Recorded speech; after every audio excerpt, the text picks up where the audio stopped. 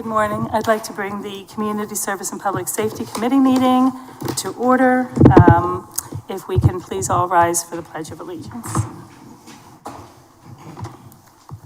pledge allegiance to the flag of the United States of America and to the republic for which it stands, one nation, under God, indivisible, with liberty and justice for all. Thank you.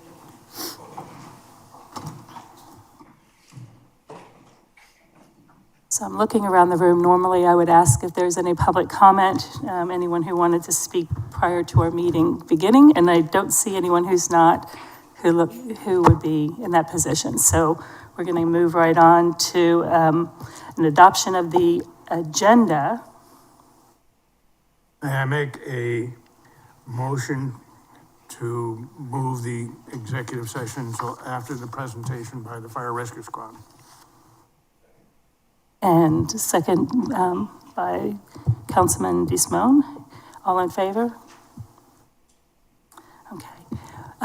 So with that, we will, rather than going directly into executive session, move item 8A. Nope, where is it? Oh, sorry, 7A. Yes, sir. 7A. To above the executive session. And do we have an approval of the minutes, a motion for that? So moved. Okay, all in favor, raise your right hand. Thank you. And so with that, we are so fortunate to have members of our Fire and Rescue, Hilton Head Fire and Rescue with us this morning to give us a report at the 2024 annual report. And welcome. Thank you. And thank you. Thank you. Chris Blankenship, Fire Chief, here to present our 2024 annual report. I'm going to kind of breeze through this with you all have a big agenda today and allow you to have time for some questions, but you guys should all have copies of the report as well as the data report. We won't be going over the data in depth, but by all means, feel free to reach out to me at any time with any questions you have. So with that, we had the busiest call-wise year that we've ever had last year. Ran over 10,000 total incidents and over 14,000 total unit responses. That was an average of 27 incidents per day, which is a 30% increase since 2020, which we continue to see that rise year after year, the busier we get on the island. We are the 10th busiest department in South Carolina, which kind of shocked me a little bit since a lot of the departments are full county-wide, very large departments like Horry County and stuff like that. So just kind of speaks to our small little island is a busy little island, as we all know. Our frequently responded locations continuously year after year are always our assisted living facilities at Bay Shore, the Seabrook, as you can see down the list there. It's where we spend most of our time is in EMS, and these are pretty much the top 5 year after year. Structure fires last year, we had 33 fires within a structure, 20 of which were confined to the object of origin, 8 to the room of origin, and 4 to the building of origin. We unfortunately did have 1 fire fatality and 1 fire injury last year. We saved just over $3 million. No, I'm sorry. We saved just under $350 million worth of property and lost just over $3 million. Just a little bit into the data, we're going to show you here our benchmarks that we strive to meet under the benchmark times there, where we ended up in 2024 and where we need to improve. So this is on the fire side. The only time we're seeing above our benchmark is our travel time, and that is honestly due to the increase of traffic on our streets, as well as the busier we're responding outside of our first few districts more often. So if Station 1 is already on a call, Station 2 or Station 6 are coming into that, which will always see an increased time. So not a whole lot we can do to improve in that, but we're always looking for new ways. Our EMS, we do have some areas for improvement here. The big standout here is the alarm handling time. Our benchmarks were set on a time, a way we used to do things. As we move into our next accreditation cycle, we will be changing that time. We've actually slowed down our alarm handling time to get more information to make sure we're sending the proper response to it instead of just kind of sending everybody and then dialing it back. So something we're going to continue to work on there, but nothing alarming to me. Our yard waste burn, we had one Saturday. They continued to go over pretty well, 2 times a month. We have 370 registered burns in 2024. We checked every single one of them. As you may or may not be aware, every burn that is registered on those Saturdays, our crews go out into the field and make sure and verify that they're burning within accordance of the ordinance. We did issue 10 warnings and no citations. I do think with the citation ordinance and everything that's coming forward in the future, I think you'll see that change where we'll be able to do some more citations. As you know, we've celebrated it all year. Thank you very much for our 8 new pumpers we're putting into service. Some quick facts. Really, I want to point out the one big one is the cost. So we paid $631,000 per pumper. I would say if we ordered these same pumpers today, Justin, roughly $200,000 more per? Close to $900,000 per pumper today, which is alarming. But we're seeing that across the nation, and we're still continuously seeing the delays in production. EMS side. Our three biggest calls for service: generalized weakness, head injury. A lot of that head injury is falls, the syncope and fainting, the little male to female ratio there. Big thing here is you'll see that we are responding to patients from South Carolina more than anything. And in the next slide, you're gonna see that 71% of our total patients transported our residents of Hilton Head. So questions always asked, are we serving the tourists or are we serving our population? EMS wise, it is grossly our population. And if we go back, you'll see why. The vast majority of the calls we go to are 65 and older from the chart there. Revenue collected, this continues to go up every year, which is great. Just under $2.5 million collected in EMS revenue. We do have a collection rate of 81%, which is above the national average of 66%. And a lot of people ask, what we see is a lot of people were like, I don't want to go to the hospital by ambulance because I don't want the bill. A lot of people think that it's a very large fee. Our average cost last year per trip was $440. Naloxone, Narcan, we see this trending down year after year since those COVID years. So last year we administered 39 doses of Narcan, which is great. That doesn't necessarily mean there were 39 overdoses. We give Narcan to cardiac arrest when we can't get them back and there's no really underlying reason of why they're in cardiac arrest. It's just one of the medications we go to see if it'll help. You will be seeing more on this in May with the opioid proposal that we have coming forward to this committee first and then to town council. So got some really good things in the work. Some of that money that was set aside from the state that we got from the lawsuits. We got a couple of really good programs I think we can put in place with that money. So stay tuned for that. Our interfacility transports, hospital to hospital, we're down by 1 last year. We would love to see this get to 0, but we continue to work with the hospital and their partner through private EMS to get this down to 0. And then what we did see is an uptick in our air transports. So we transport the patients from Hilton Head Hospital to the airport for the helicopter ride-outs that they fly out. So I think as you're seeing the ability of private to not ground transport patients out, you're gonna see them start flying more. So that went up pretty significantly.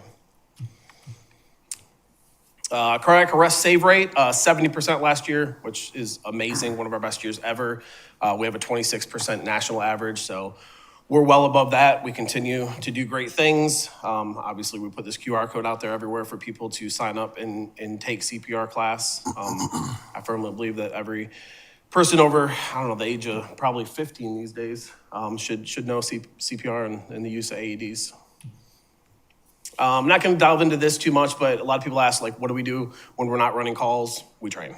35,000 hours of training last year for our troops. And then we did hire 15 firefighters, 3 which we sent to the academy, 12 were already certified last year. And we had 6 lieutenant candidate promotions and 7 drivers. Special operations, Steve, you might be the only one since you're new to the committee that doesn't know. We have 2 regional teams on the island. We have a USAR team and a hazmat team. Those are funded through national and state grants through Homeland Security. And so we house the low country team here on Hilton Head. We get all the equipment, we have it here for use on the island, but they're also tasked to move out into the state as needed. And the USAR team typically does do that. So in January, we went to Bamberg for the tornado. August, we had the Hurricane Debbie deployment to Charleston and Berkeley counties. September, we went to Hurricane Helene in Greenville. And then December, we had a class that we completed. But this team does go out the door. But the nice thing is it's reciprocal. During Hurricane Matthew, every team in the state was also here. So the other side of the special operations is the hazmat team. We do not deploy out in the region too often with this team, but it's nice to have the capabilities here on the island and in Bluffton. Our 911 Communications Center, another banner year last year, 25,000 911 calls. 10,000 calls transferred to other 911 centers. That's mostly the sheriff's office into Beaufort County. 60,000 calls coming into the center. Fridays in June, the busiest days in the months of the year. And then some achievements that our telecommunicators got last year. We had 3 of the supervisors completed their CMC program. 2 supervisors received emergency numbers profession certification. And then, as you guys saw during our award ceremony, Monique received the Palmetto Award for exceptional professionalism and pride. What we do, on the other side of the house, the operations side, community risk reduction. So we have the guys out running to the emergencies, and then we have the other side of the house out that's trying to prevent us from ever going out to those emergencies. So busy group, just over 3,000 fire inspections last year, 3,700 violations found, just over 3,000 have been corrected, but 500 new construction inspections. We're growing, we're booming. 500 plans reviews. We install smoke alarms. We inspect every hydrant on the island. That's just under 3,000. We did have 14 fire investigations, and this is also the division that's installing the car seats on a daily basis. Our community outreach and recruitment, busy year, still fairly new, but just under 3,000 total community connections. We had 6 new programs, 11 new partnerships, 29 community events that we either hosted or attended, and 4 community relations presentations, how we impact the community.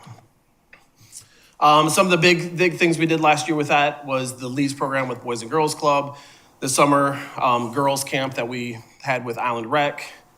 They host our new hire physical abilities testing and welcome social for those members that are wanting to come in and join us.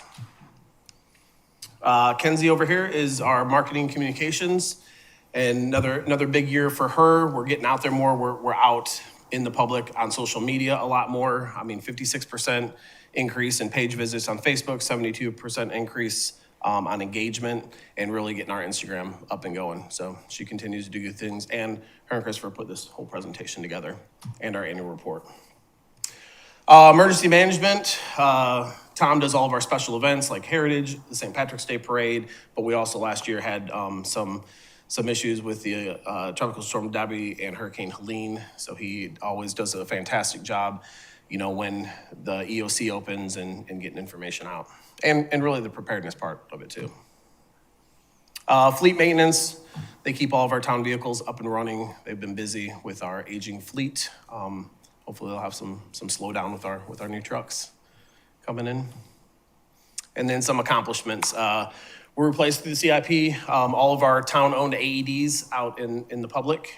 We did receive the Mission Silver Lifeline Award for EMS and welcomed our 2 new medical directors. And we have installed our new station alerting system as a partnership with Beaufort County. All the fire departments in the county received new station alerting. Some staffing updates. It's a little outdated now. I think we got 2 1 or 2 vacancies is all we have. 1 vacancy on the line now, which is great. So we're continuing to get people interested in coming to work here and getting them in the door. And then our challenges. So really our biggest challenge is a headquarters dispatch in EOC. Our headquarters is old. It's a warehouse.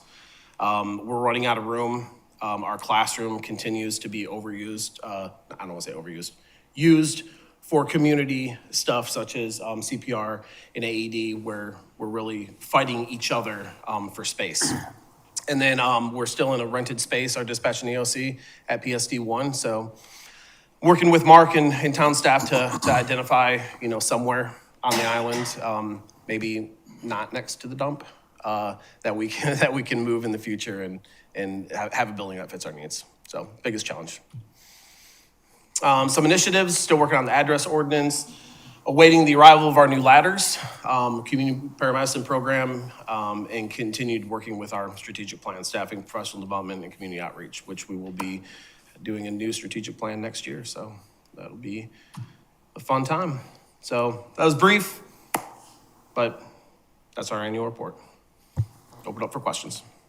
First of all, thank you so much. Thank you all for all the work you do and great presentation. And we appreciate your time. And Steve, you have a question? Yeah, first, appreciate you guys. You transported a friend of mine Friday night. He went over his handlebars, 7 crushed ribs, Oh, no. broken clavicle, head injury, ended up in Savannah. He's still there. Oh, wow. But it was a quick response, and everything looks like it's getting better for him. Good. But my question is, other than saying everything, I know we're working on some facilities, but what are our top couple things we can do for you? So that's a good question. It's asked every time. My biggest thing is I will always ask for what we need, not for what we want. We continue to work off of a very tight budget. We try to stay flat year over year. Our operations budget grows with personnel costs, our insurance, our raises and stuff like that. We've been very supported in the last few years with personnel. I do think in the future there is more need for personnel out on the line to really respond the way we need to respond. We're different than other places where we're manning ambulances as well as fire trucks. And a lot of our stations are still, the ambulance goes out, the fire truck sits empty. So I think we need to transition to a model where that's not happening, where the ambulance can still respond, but the fire truck is still left with people to respond to fires. So really the big thing is supporting the budget. We've always been very well supported. CIP is big for us. We have things that have to be replaced on time schedules. Our turnout gear has to be replaced every 10 years. That's a standard. Our fire trucks really need to be replaced really every 10 years. We're stretching them to 14, 15, 16 now, but we're seeing the backside of they're always down mechanically. Stations are built out with the exception of headquarters, but just really the big thing I need from council is support.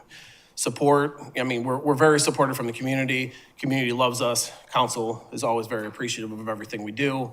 But it really just comes down to budget and trusting us with the fact that we do manage our budget very well and very tight. Yeah, well, sometimes, I look at things out of the box, and one thing that can help you is not necessarily internal. If you have all the money you need, you have all the personnel you need, all the fancy new products you need, and everyone's fully qualified, where do you find your bottlenecks to getting where the service is needed?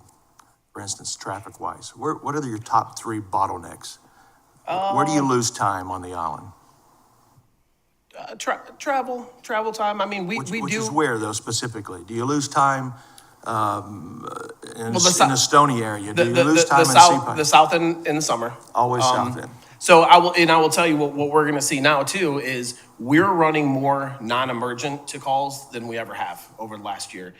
The low acuity, low level, really non-emergent calls, we're not going lights and sirens anymore. We control the flow of traffic when everything's working right, when we're running lights and sirens, because we have an Opticon system that changes the lights.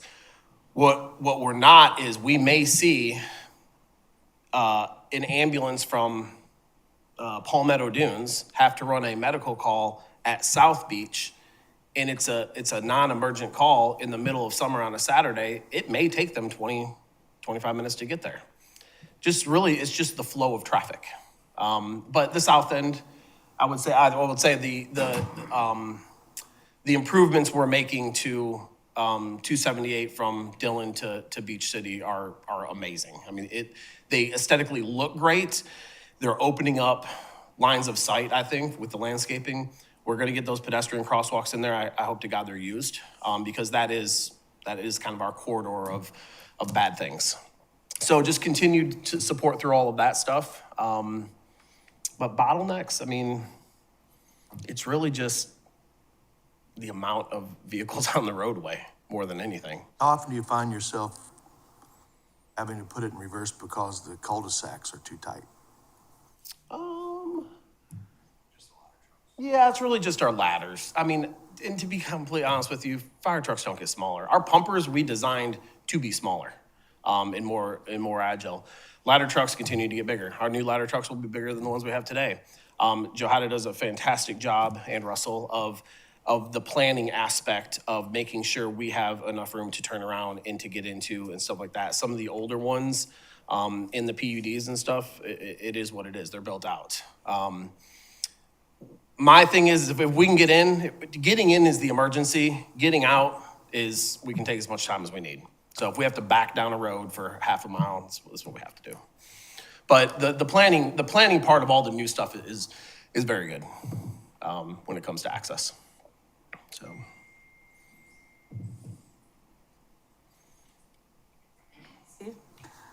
An excellent report as usual. It's an incredible amount of detail and information in there, which is very helpful. I was pleased to hear your response. One of the lines there deals with the time that it takes to get organized before trucks are dispatched. And I had noticed that had increased in the last couple of years. And so I was pleased to see that the reason for that, as you indicated, was that you're taking time to get more information from the caller as to what's going on. With regard to the defibrillators and the distribution of them, are there any requirements for apartment buildings and condo and hotels to have AEDs in them? That'd be a Johada question. Johada Pfister, Deputy Chief.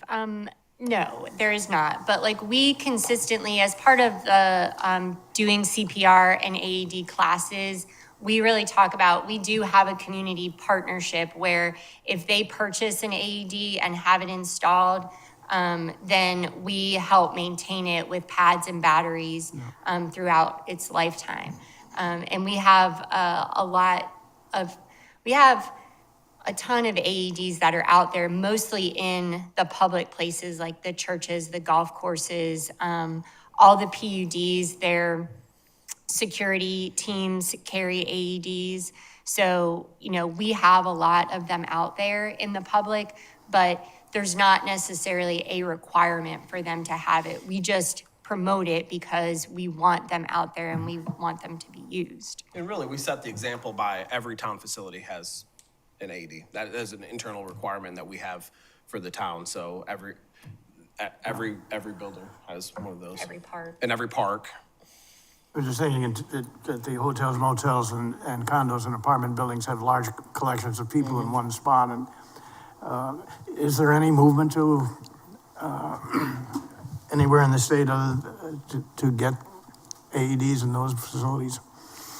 Not that I have seen. Like I said, as part of the Marriott facilities, which we have a ton of, including all of, the vacation clubs, they all have AEDs. So as part of what we do in inspections and community risk reduction, we try to promote that they all get AEDs. We just can't require them to do it. But you do encourage it. Okay, thank you. And that's where we're having success. I mean, we're having success with our survival rate in public places like the Marriotts, like the golf courses and tennis centers, where hands-on CPR is being done right away. They're getting the AED that they have, and then we're coming in. So that, we've seen most of our stories, survival stories, are from bystander CPR and early deployment of AEDs. Thank you.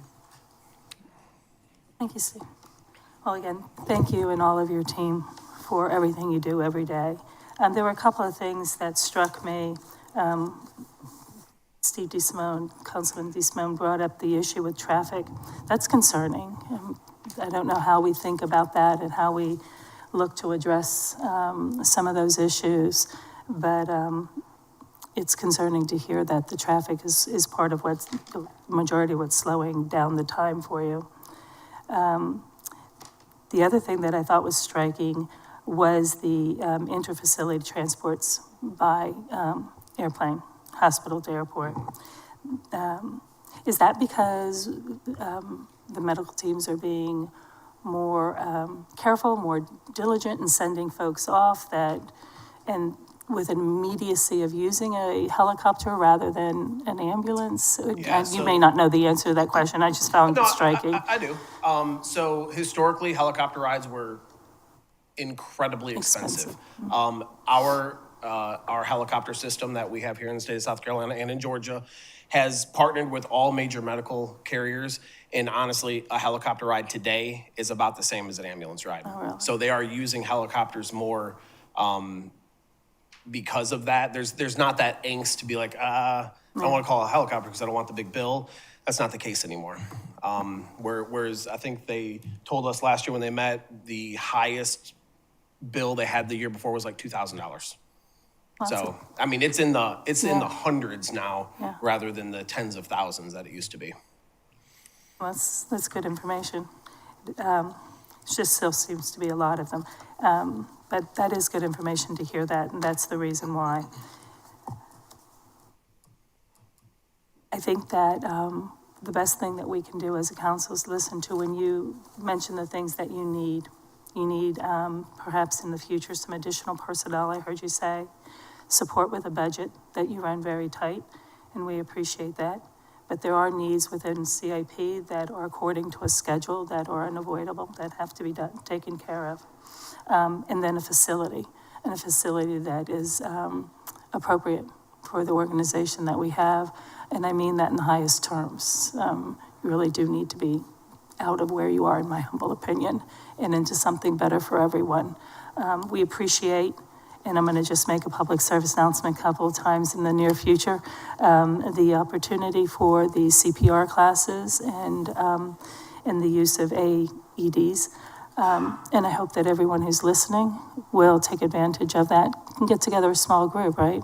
And just come in as a small group and ask for an educational workshop on how to use those. And so that, I think, is critical. And I hope everyone on the island takes advantage of doing just that. And I'm going to stop my comments because I could just go on and on about saying all the wonderful things that you do and making sure that we're here to support you. It is tragic when we lose a life, and I know it's hard on you every day when you have to address emergencies, and we all pray for you. And I hope that that helps in some way, knowing that we are here behind you. So for that, thank you, and thank you for coming out this morning, and don't ever hesitate. If something does come up that you need something, please bring it up and let us know. Will do. Thank you.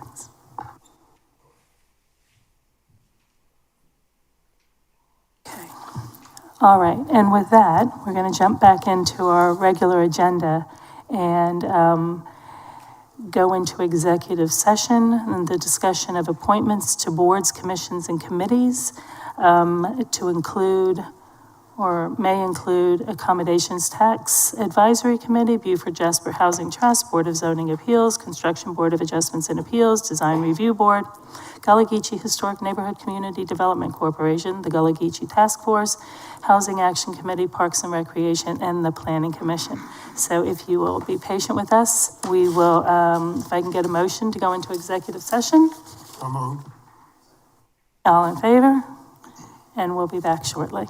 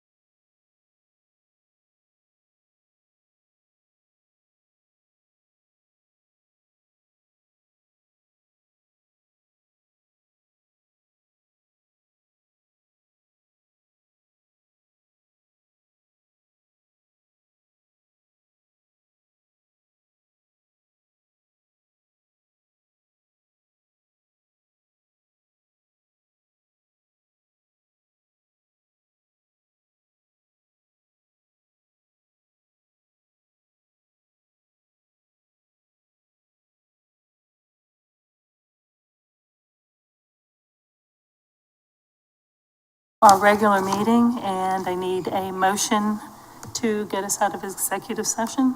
So moved. All in favor? Great. So with new business, 8A, we have a consideration of an ordinance of the Town Council of the Town of Hilton Head Island to amend Municipal Code, Section 811.211, Section 8, to restrict dogs from an area of the town's defined beach near Fish Hall Creek. And Sean Cullen, our Assistant Town Manager, will make the presentation. Thank you, Madam Chair, committee member, Sean Colon, Assistant Town Manager.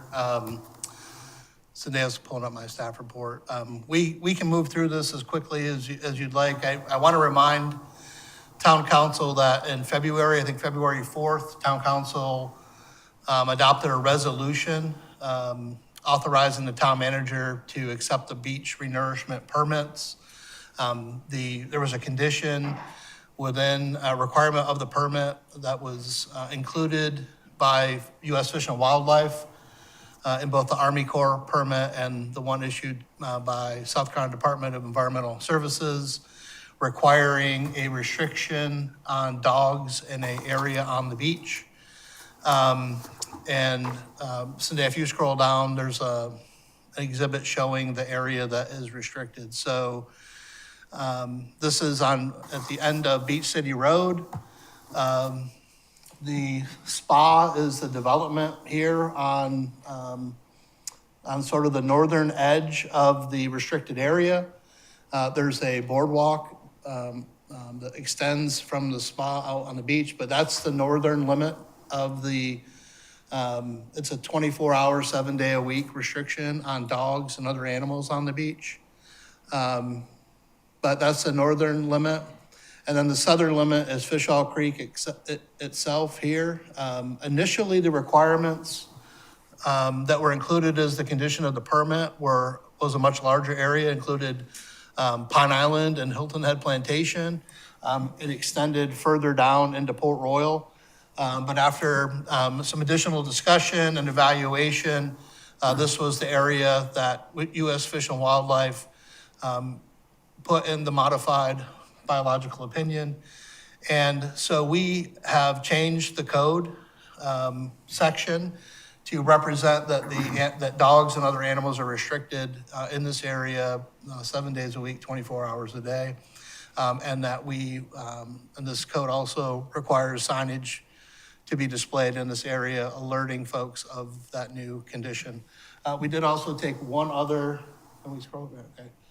We did also clean up Section 8A, animals on the beach. The previous language, it was extremely difficult to understand. It was written in paragraph form. It was really difficult to understand exactly when you could or couldn't have dogs, when you should or shouldn't have leashes or voice command. And so worked with a town attorney to clarify this and be a little bit more descriptive on those areas. But in essence, this ordinance provides the restriction. That's a requirement of our beach renourishment permit, consistent with that requirement from U.S. Fish and Wildlife, Army Corps of Engineers, and South Carolina Department of Environmental Services, and ask for committees consideration to advance this to Town Council for adoption. In light of the fact that this is a prerequisite to our beach renourishment project, and this is a negotiated agreement with Fish and Wildlife, this seems relatively pro forma to me, and therefore I move approval. Okay, all in favor? Well, let's do some more work first. Public comment. Is there any public comment on this matter? Was there Excuse me. something through the portal? Yes, Okay. Mr. Williams? He was the only one. Then I'll bring it back.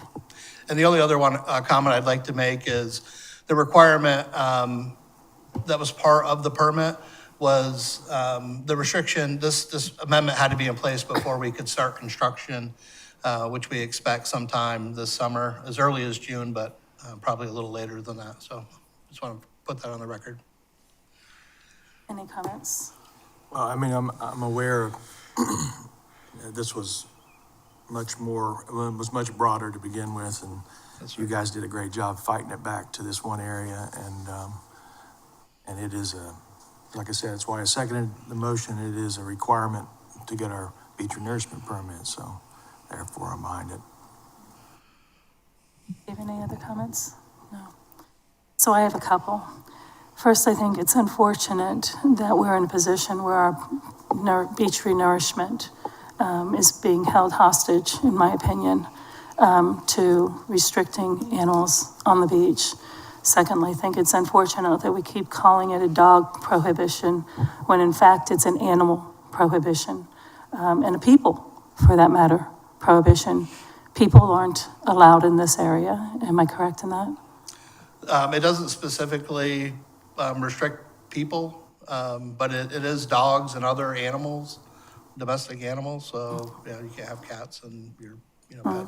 So I think that, we should have strayed away from using the word and dog, and should have used a more broad term as animal, because I think it's led to some angst, and I understand why, amongst the community members and residents on the island who use that beach frequently to walk their dogs in. But be that as it may, I would rather see that language in there than it being limited to dogs. But I also know that we can't get our permit unless we move forward on this. In fact, just back to my previous point on page 2 of 5, it is shown as an animal prohibited area. But one of the thing that bothers me the most is within the ordinance, I see that we've gone from a 2-line discussion, 1-sentence discussion on, that said no person shall permit any excrement from any animal under the person's control to remain on the beach, but shall dispose of the same in a sanitary manner. Of course, we all agree on that, and that is how it was previously written. However, now it's written so that the second part of that, it does say that same thing, that you must clean up after your animals on the beach, which we all know is the proper and right thing to do, and to dispose of it in a sanitary way. But then there's another piece that's added, penalty for violation. And this is what I'm asking about. Any owner or person responsible for an animal who violates any provision of this ordinance shall, upon conviction, be subject to the penalty set out in 1.5.10. That's actually okay with me too. I don't know what the penalty is because I haven't read that, but hopefully it's substantial.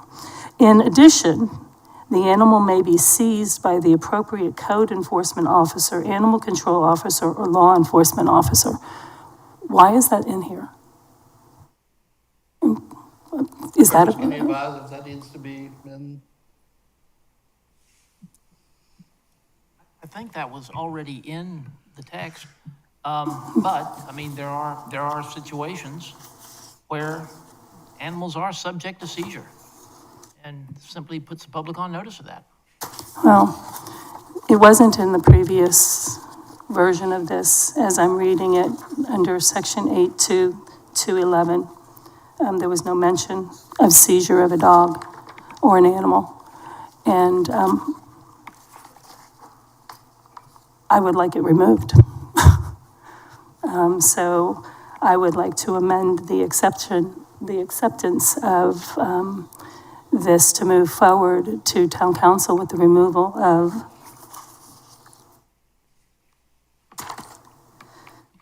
section B, under animals, it's under 8B, and then 2D, where it talks about the violation portion is fine. I understand that if you violate something, there's a penalty. But the idea that an animal would be seized is new, and I don't see how that gets justified. So it's the section I've highlighted on the screen. Yep, that's The it. section that you recommend be removed. Correct. Adopt the changes with that revision. Correct. Okay. I think your motion then would be to move to amend the motion that's already on the floor. Correct. But it I would be would to- imagine that this is speaking of unattended dogs. Correct? speaking of unattended dogs, Yes. or perhaps you have a dog that's bit someone. But I there's none of that. understand, but if they're not with their owner, to me, what do we do with this dog running around? We have it seized. But if it's an attended dog, the owner gets the violation and removes the dog. Correct? Yes. Okay, so I would say this, your amendment that you're looking for may add unattended dogs. Or you see what I'm? No, I understand what you're saying, Stephen. Because what do you do with a dog running around out there freely and you can't find an owner? Well, you have to call code enforcement, so you have to seize the dog. I hear what Well, you're saying. I mean, I think an attended animal, under the existing animal control ordinance, can also be seized under circumstances that might justify that. I'm not, Right, but we're not talking about that. Right now, we're talking about this particular change and adding a provision under the penalty for a violation that an animal can be seized is just unacceptable to me, and I think probably the majority of animal owners and people who care about animals on the island. So I understand your point, Steve, that an unattended animal, I could probably live with that language. I mean, Well, I Ms. think- Becker, I mean, the current language, it's in the code today. Well, I'm just reading, if that's true, I just need you to point it out to me, because what I'm reading from is what was provided to us into the staff report. In And section 82211, 8 Right. of the existing code. Right, and specifically what it says is no person shall permit any, and it just talks about the excrement, and when that's okay, obviously we get that, but there's nothing further about a penalty, et cetera. Specifically, today, section 82211A, the last sentence reads, any violation of the provisions hereof may result in the owner of the animal being charged with a misdemeanor and the animal being seized by the appropriate animal control officer or law enforcement officer. Can you find that for me?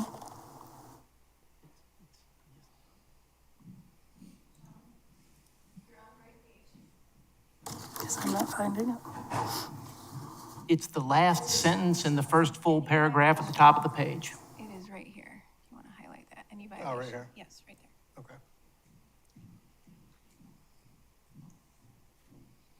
Oh, can you see that? Well, I do see it, and then thank you for pointing it out. I would still like to have it struck. This to me does not raise to the level of of seizing someone's dog or animal of any sort. So in my opinion, I'm happy with going with the unattended animal who may be in violation. But otherwise, I do not think this rises to a level where someone should be in fear of having their animal seized. It's just my opinion, and it's the motion that I would like to change our motion to read that an unattended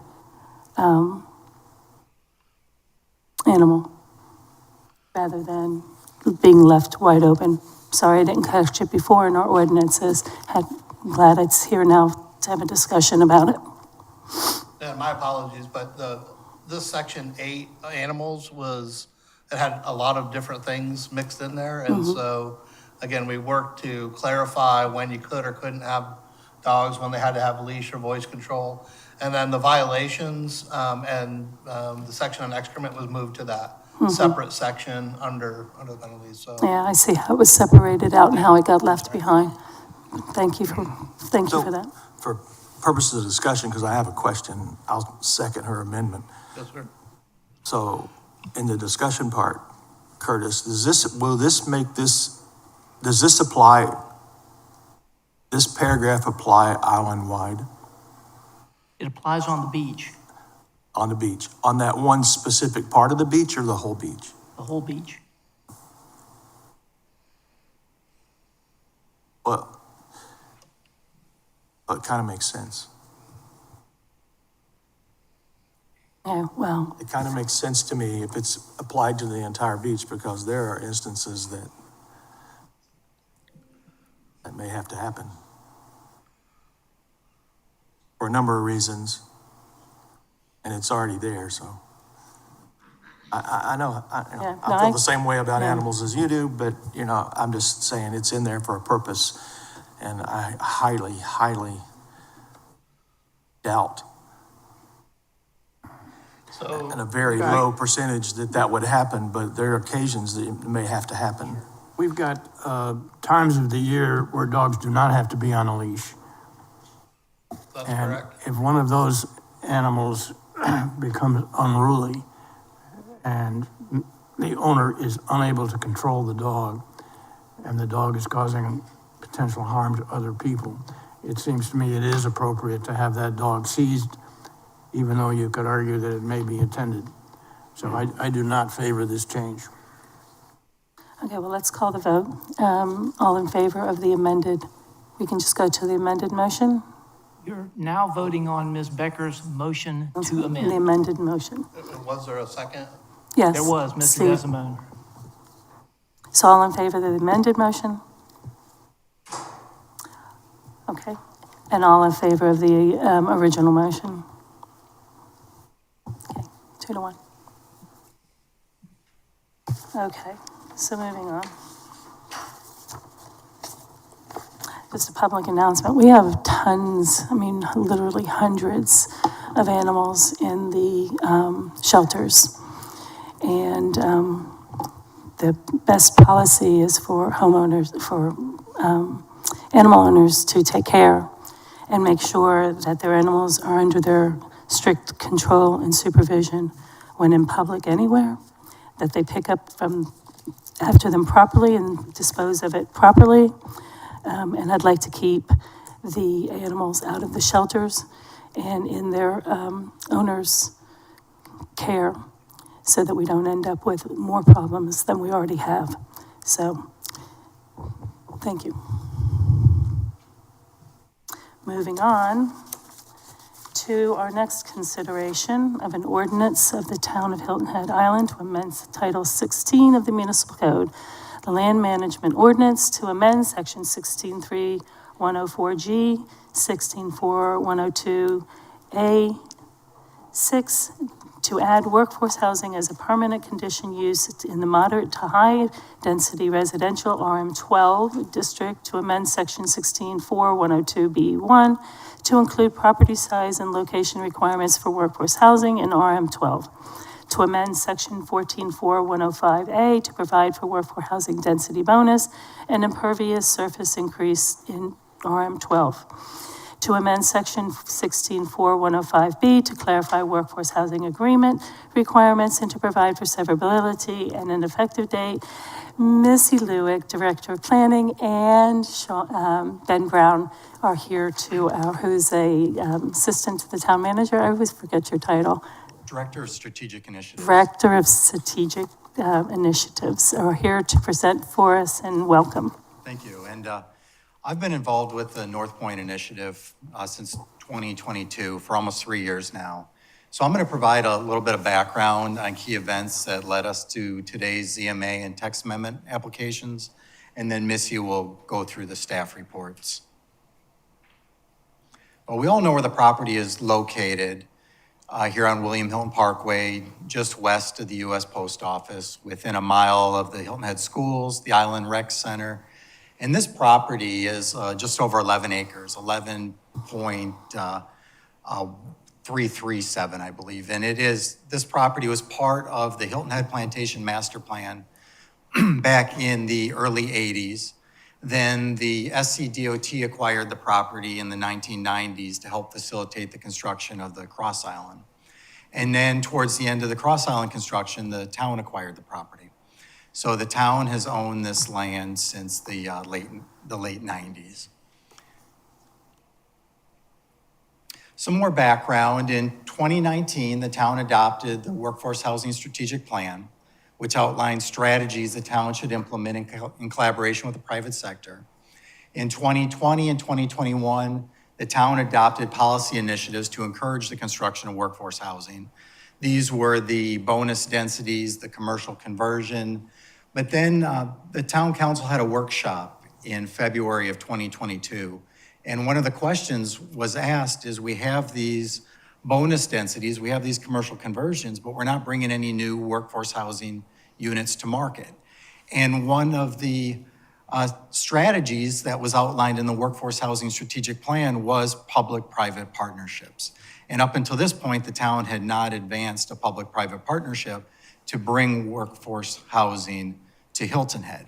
So the town's land holdings were studied, and the North Point property was identified as being a property that could be redeveloped for housing. Since this property was already developed as a commercial subdivision, it could then be redeveloped to accommodate a workforce housing partnership. So the town council directed the town manager and staff to put together an RFQ. This was essentially the town's help wanted sign to bring in a development partner, a partner with considerable experience in finance, design, construction, lease up, property management. And the town council also created the North Point Public-Private Partnership Housing Advisory Committee. And I know that committee was established on June 21st, and I remember that date because I came back to the town on June 20th. And this was when I became very involved in the project. We had 10 applications that were submitted, and the committee worked very closely with the town manager. The committee worked very closely with me, and those 10 firms were vetted, and 7 of them were qualified to advance in the process. So 7 of the firms were invited to submit full development proposals. All 7 did. And One Street Residential was identified as a firm that had over 35 years experience in designing, developing, constructing, and managing workforce and mixed income communities.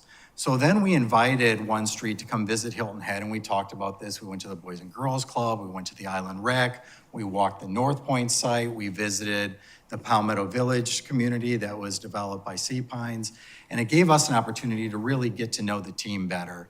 And then they invited the committee to the Atlanta metro area, and we had the opportunity to visit projects that were under construction, communities that were already developed, and we learned a lot about the One Street team. We learned about the quality of their construction, and we learned about their property management, and it really began to solidify that partnership.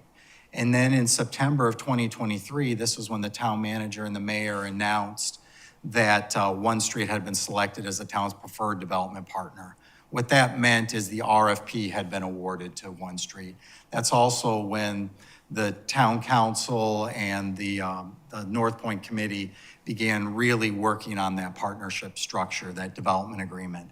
And that development agreement was executed on June 18, 2024, and approved by town council, and that's ultimately why we're here today. The development agreement requires the town manager to submit an application that will support the use, the density, and the development standards to advance North Point. And the ZMA was first discussed at a workshop with town council in September of last year, and that's when staff was given direction to advance the RM12 zoning and calibrate that to support the development agreement. And I mention that because the development agreement stated 150 to 170 multifamily apartment units, a combination of 1, 2, and 3 bedrooms. And although we have reviewed site development plans that could yield as many as 170, 170 does not respect the character of the land. And I'm going to show you in just a minute, but we ultimately are going to submit an application for 157 units. And that includes a 2-bedroom apartment for the on-site property manager. And I'll show you the site plan in just a minute, but we're really proud of the plan. I'll go through this quickly because we've talked about the scope at length, but this is an energy efficient, sustainable neighborhood with high quality architecture, high quality construction. I mentioned 157 units, and amenities and programming that prioritize the well-being and quality of life of residents. But this is the on-site property management, the community building with high-speed internet, a pool, outdoor communal spaces with grilling, pavilions, seating, playground, walking trails, indoor and outdoor fitness stations, community garden, laundry appliance within each individual unit. But I mention this because This is a Class A apartment community with Class A amenities. This is not your typical workforce housing community. I've lived in Greystone Lock when I first moved to Hilton Head. My wife and I live there. That's on the eastern side of Marshland Road. It's called Summer House now. We were the first renters to live in our unit, and it was really nice. I've never lived in anything as nice as North Point will be. Workforce affordability, this is for the island's essential workforce. We've talked about teachers, first responders, healthcare providers, hospitality workers, and many more. But just to reiterate for the community, because we heard everyone loud and clear, but you have to work on Hilton Head to live at North Point. This is 60 to 150% of the area median income, with at least 50% of the households earning 60 to 80% of the AMI. And when we hear AMI, we think in terms of people, and I'll show you a slide just after this that shows that this is true mixed income. There will also be affordability covenants on the property, so this will be a workforce neighborhood in perpetuity. Although the ground lease runs for 65 years, the land will continue to be a workforce neighborhood. But here's the AMI chart, and this typically gets updated about May every year. So we're about a month away from having the current 2025 numbers. But I mentioned 60 to 150% of the area median income. And to truly understand whom this serves, we calibrated Beaufort County AMI to understand where local wages landed on this. But if you look at a family of three, for example, this is about $57,000 a year up to about $144,000 a year. But this is a real variety of the workforce. And when we started looking at the firefighter and the nurse, that's when we ended up going as high as 150, because this was the only way to keep it all inclusive. And of course, if you have some units at the higher end, it also allows you to have units at the lower end of the rent, so you get true mixed income. But I think of my wife and I, when we first rented on the island, we had a combined income of about $50,000 a year. We paid about $1,000 a month in rent, and at the time we thought that was really expensive. But we afforded our bills. We were able to buy our first home. We were able to buy our second home, where we've been for the last 19 years. And when we think in terms of the AMI, these are the future leaders of Hilton Head, that they can have the same opportunities that many of us have had, where we were able to start our careers on Hilton Head and advance throughout our career. But what is One Street Residential's role as our development partner? This is all in the development agreement, but it's financing, design and permitting, project management, construction, lease up, long-term programming, property management. What's the town's role? Project vision. This came from town council. The 11 acres of land through a 65-year ground lease, $1 million grant with money secured from ARPA. This was COVID stimulus money. Zoning entitlements, the reason we're here today, as well as the long-term programming and monitoring of the community. We met with the Planning Commission on March 19th. The Planning Commission unanimously recommended advancing this application to Town Council with a recommendation for approval. We talked about the RM12 district. We talked about the 25% density bonus for up to 15 units per acre. I can tell you where we're landing, we're going to be just under 14 units per acre, but the 15 units per acre supported the development agreement. We looked at the maximum impervious surface coverage at length. I'll share a site plan in just a minute. And Missy's and her team's research showed that best in class, best practices is about 50% pervious, 50% impervious for moderate to high density, that 12 to 16 units per acre. We had the advantage of being able to truly calibrate our site, which was a requirement of the development agreement. And I can show you where we landed and how we continue to challenge ourselves to maintain the 45%, which is the maximum impervious surface coverage in the PR zoning district that the property is currently zoned today. We're at committee, of course, today. We have town council first reading scheduled for May and second and final reading scheduled for June 3rd. I mentioned that I became involved with this project on June 20th. In July, we started doing our capacity study. We identified all the significant and specimen trees on the property. We identified all of our setbacks and buffers. We walked the site. There are some beautiful trees on the site that didn't rise to the level of significant that we are absolutely preserving. But we also looked at the approximately acre and a half that's right on Jarvis Creek and identified this area as having to be preserved in perpetuity. So this area will remain open space forever. But this helped us define our building envelope. We also looked at all of our existing infrastructure so we could have as light of a footprint as possible and utilize as much of that existing infrastructure that was installed in the late 80s.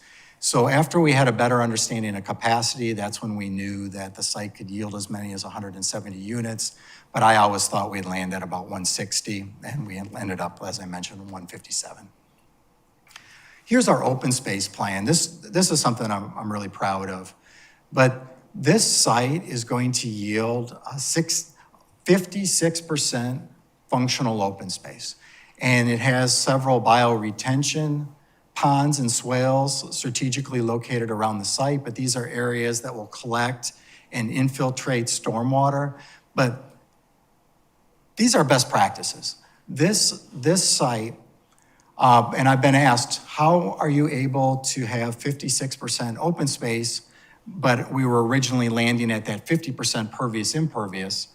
And it's because some of the open space amenities like the swimming pool is impervious. But what we did is we took all the drive aisles and we shrunk them to the minimum. That's best practices to reduce blacktop on the site, reduce urban heat.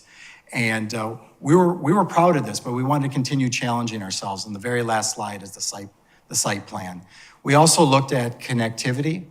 I've spent quite a bit of time on this site, and I've walked over to the school campus, but it's not easy with the current configuration. So we've been working closely with the U.S. Postal Service to acquire property to create safe connectivity to the school campus, to the island rec.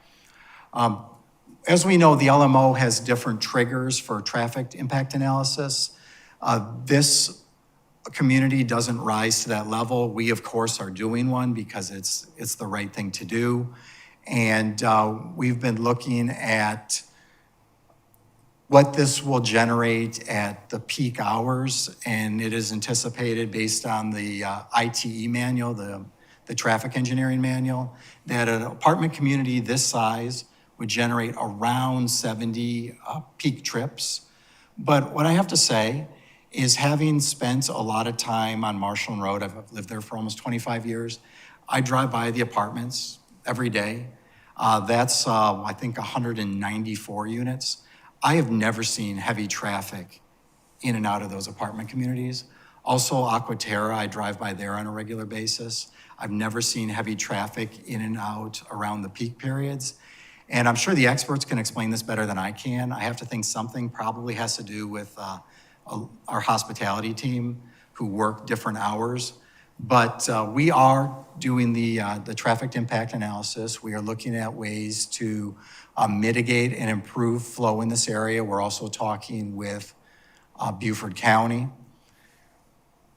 And here's the next slide, but this shows the connectivity through the post office property. A great pathway, roadway connectivity. But one thing I've been asked as we've been studying our adjacent properties, we've studied Marsh Point to the north, we've studied the post office property, but we all know when it rains heavy, the water pools on the post office property. One of the questions I was asked, is that because there's too much blacktop? Well, what we've learned is this site was developed completely void of any drainage infrastructure in the front of the property, none, zero, and unlike the North Point property, where we'll incorporate the bioretention swales and the areas for water to infiltrate, that wasn't done. This property wasn't graded properly. So we're gonna fix that. By acquiring property, we're gonna install the drainage infrastructure. We're also gonna have a drainage easement where we can grade this for better infiltration, and this site will function far better post-construction than it does today. Here's my last slide and my favorite slide, but I mentioned we were originally landing at 50% pervious, 50% impervious. We're gonna be at 55% pervious, 45% impervious. And the way we're able to do that is the multimodal pathway will be entirely pervious. We're also incorporating a lot of pervious materials throughout the site. And that's more area for water to infiltrate. So this is best in class. I mean, quite frankly, we're at best in class at 50%. But we're Hilton Head Island. We want to do things better than anyone else is doing them. And this site plan does that. It also very much incorporates neighborhood scale. If we look at these units to the north, we know that Marsh Point is about 35 feet in height. These units will be 35 feet in height, and that's all two-story buildings. And then we also have a combination of 1, 2, and 3-story. But that gives us that neighborhood scale with strategically placed open space. It's interesting because the architectural renderings on this project are outstanding. I look forward to sharing that with you soon. And we have 9 different building types on this site, but this is an award-winning project. Class A apartment community, Class A amenities. And I just wanted to tee this up before Missy went through the staff reports. I know sometimes with the zoning map amendments, it's premature to get this deep into site planning, but it's really difficult for us to tell the story without sharing the site plan. And I'm happy to answer any questions now. I will also be available, of course, after Missy goes through the staff's findings. Thank you. Thank you, Ben. It was a great presentation. I know you've worked hard on this for quite some time, and it shows. A lot of the good aspects, things that are Class A, that are best in class, are because of the hard work you've done and the staff has done, but we appreciate your leadership. Would you just go back one slide and should point out again to me where the 45-foot buildings are? Yeah, these are the 35, and then the 45 are the 3-story. And if you notice, the LMO has some flexibility for that buffer right off William Hilton Parkway. This site development plan doesn't, where we have at least 100 or more feet from the edge of pavement and at least 50 feet of buffering, if not more. But I go back to talking about like the summer house. Those are 3-story. They're well set back, lots of trees, and it's neighborhood scale. And in this area, the flood elevation level is at a place where it would not add any additional height to these buildings. These are truly 45 feet maximum. That's correct. We're really fortunate. This site is about 16 feet in elevation and gradually drains sheets towards the marsh. But yes, it's a true grade plus 45. And from the diagrams, this one and the original one where you were showing where the trees currently, where they were when you started your investigation, how much of that will have to be cut down? That's part of between the edge of the pavement to where the first buildings will be? Is it significant? Yeah, not much, and I can show you why better when I show you the site plan. When we get up closer to the buildings, which are set back, we have to do some dirt work for some biofiltration here. But we're able to meander the pathway, and I've walked that with the architect as recently as last week. But we're able to meander that pathway through the trees, so it's preserving as much of the trees as possible. Plus, we're fortunate because part of that right-of-way is heavily vegetated as well. So, in taking into consideration the change from 35% to 45% impervious, one of the concerns that I have is in the choice of contractors'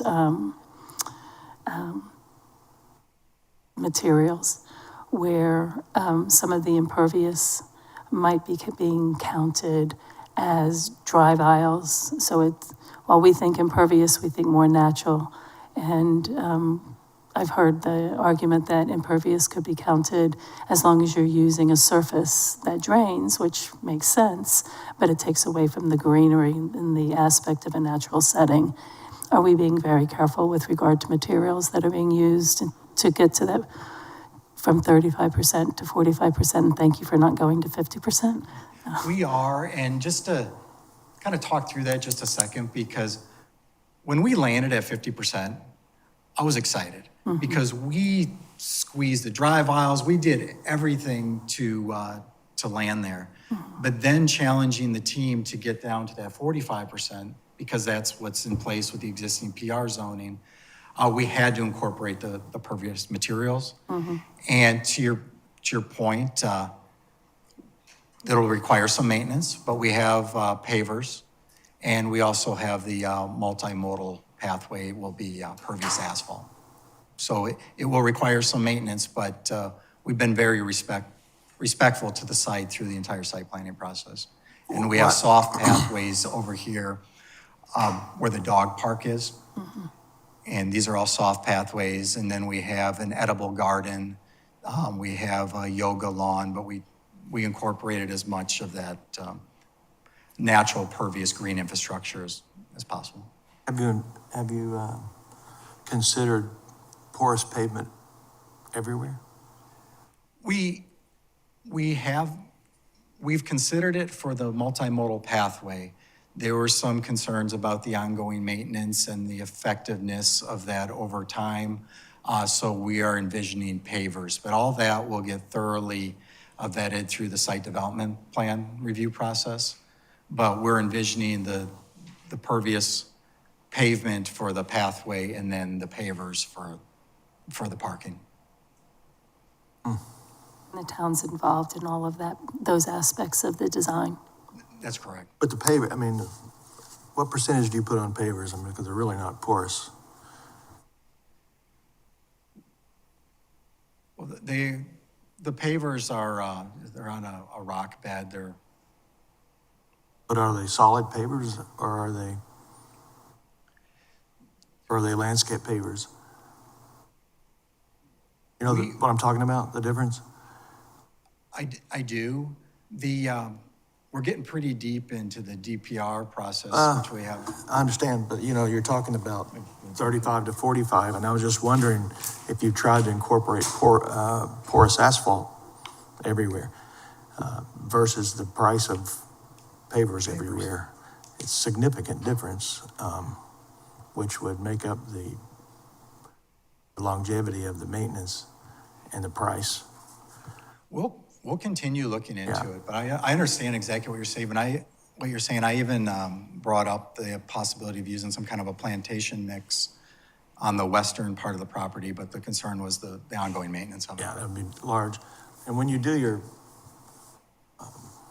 traffic study, and I assume landing on Gumtree, and probably an already failing road, that it's not going to be improved in any way. Wouldn't you, or haven't you, or did you consider going out of the west end side, crossing Jarvis Creek with a 2-lane, low profile bridge and connecting with Spanish Wells, staying off of Gumtree? It was only discussed very briefly, and a couple of things were brought up. Is we have this 1.5 acres of green space on the western part of the property. Right. And by maintaining that as green space in perpetuity, we knew we were protecting the waters of Jarvis Creek as opposed to taking a road and a bridge through there. Plus the cost of a bridge, as you know, are really expensive. But we're also, I think, North Point we all know is right in, right out. But the primary entrance, of course, is William Hilton Parkway. And I've come in and out of this property a lot. And when I go to the south end, back to the south end, I come down Spanish Wells, Cross Island. If you were at the school and you came down Wilborn, you're not going to turn into Gumtree. You're going to come. But those down that are to going Northwest. business 278 are going to go to Gumtree, right? Right? Yeah, there would be, if you're already headed west, it wouldn't make any sense to turn onto Gumtree. Right. Just a thought.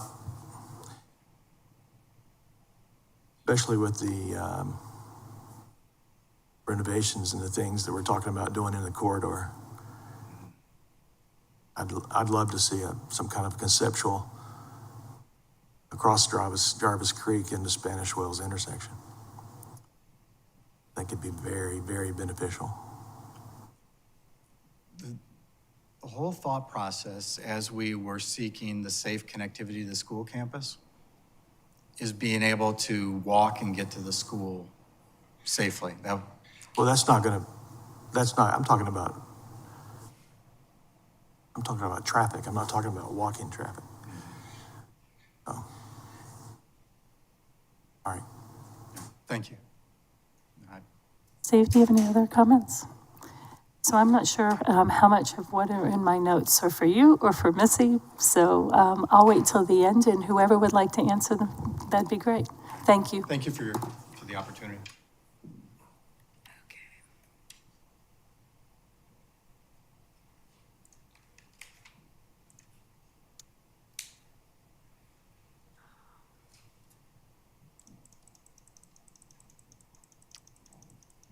Sorry, I will get to, let's see. Okay. All right, wow. Ben obviously covered all of the exciting stuff. And I'm here to talk about the text amendment component that is before you today. It is, again, an amendment that is part of our growth management strategy, of which we are looking at amendments to our land management ordinance in two parts, both the priority amendments and the full code overhaul.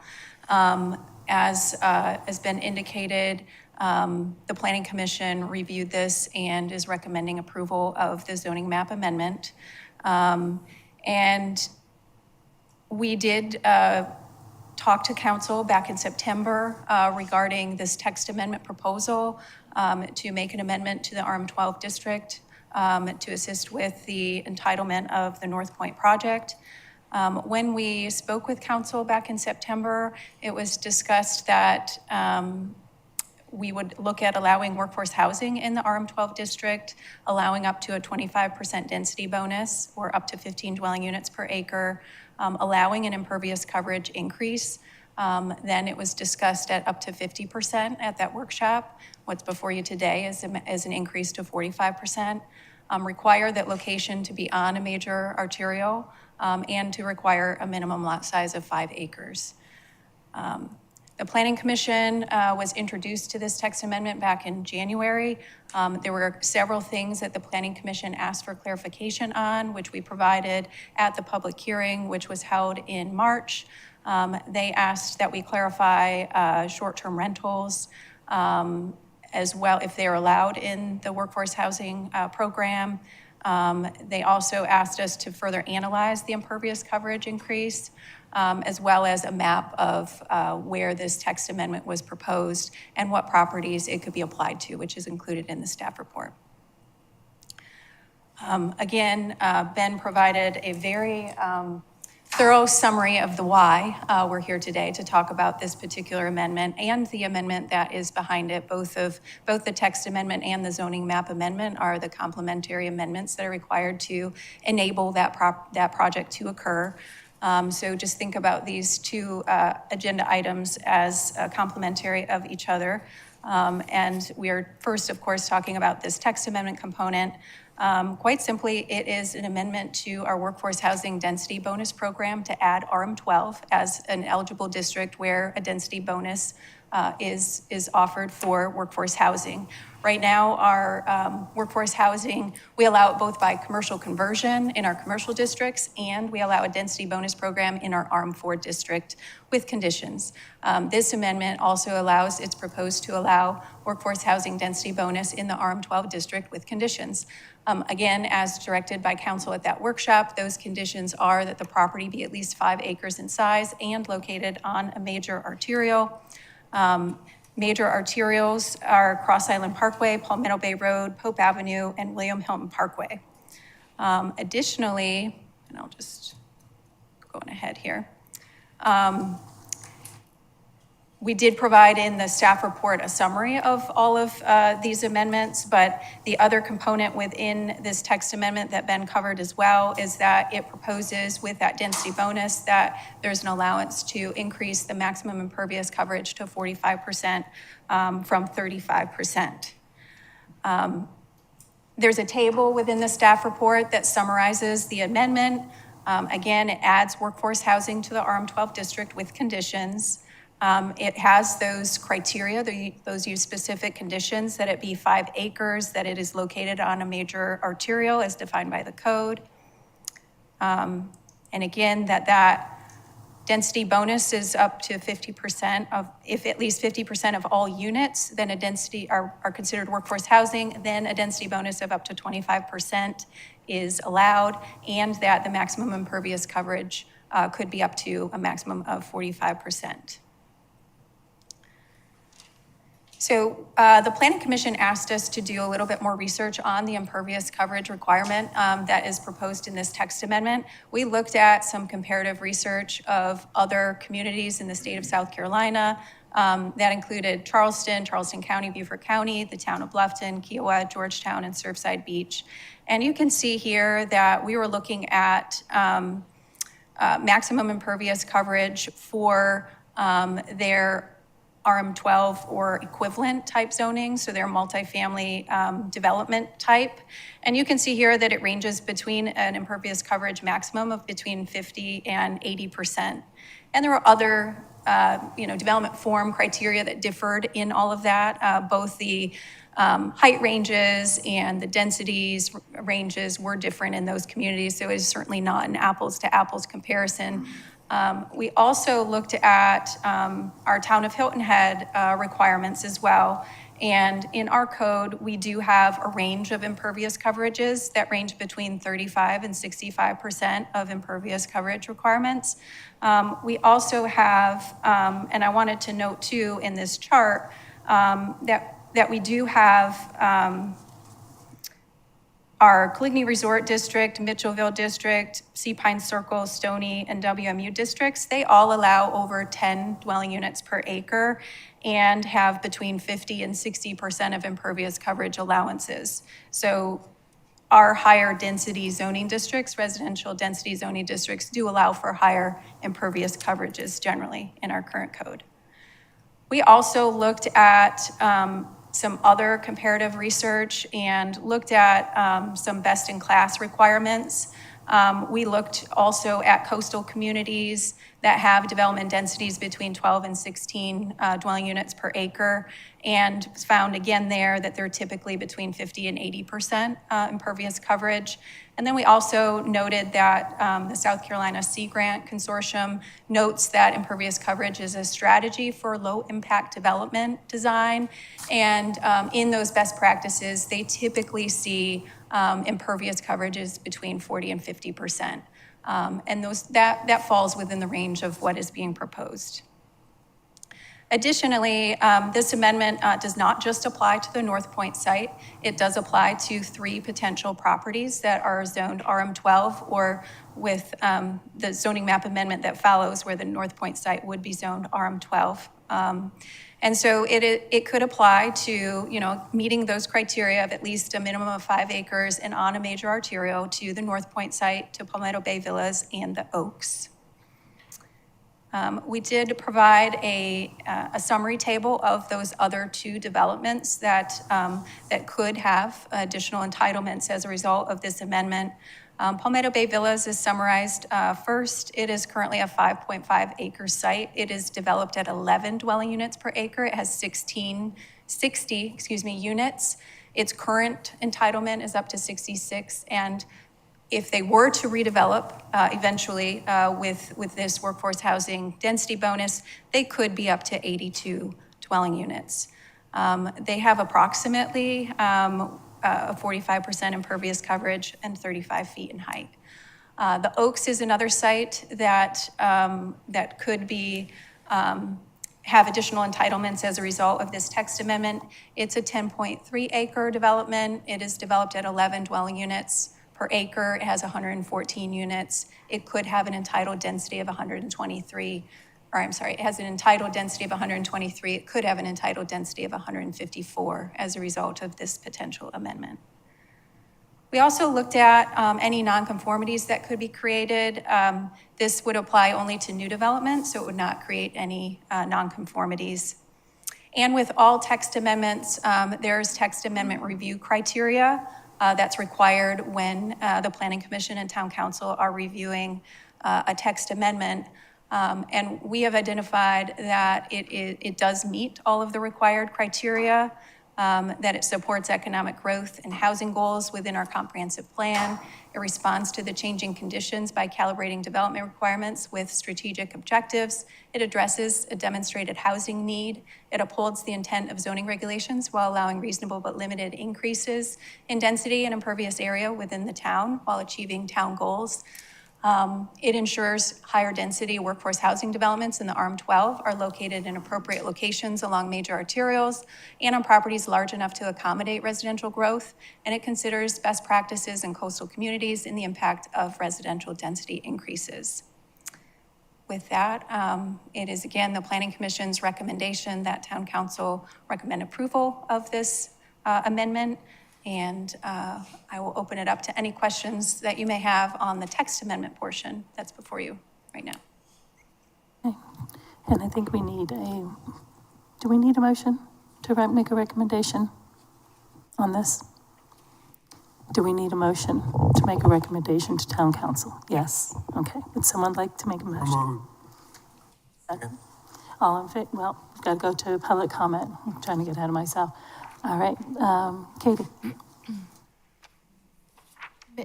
Ms. Becker? Yes, Ms. Becker, was there a motion? Yes, there was. Steve Alford made the was motion, and the second was made by Steve DeSimo. Okay. Katie Henderson, Hilton Head Plantation. Mr. DeSimone, thank you so much for bringing up the traffic on Gumtree because at the Planning Commission meeting on March the 19th, several of us got up and spoke about how dangerous that road is right now. And we can only imagine what it's going to be when you dump out a development this size. Mostly for our children, we're very concerned. It's a crazy place. If you don't live there, you don't know, but it is. And saying we're just looking at it rather than answering us a month later, 6 weeks later, that needs to be an answer before you guys vote yes for this. Thank you. Any other comments? Yes.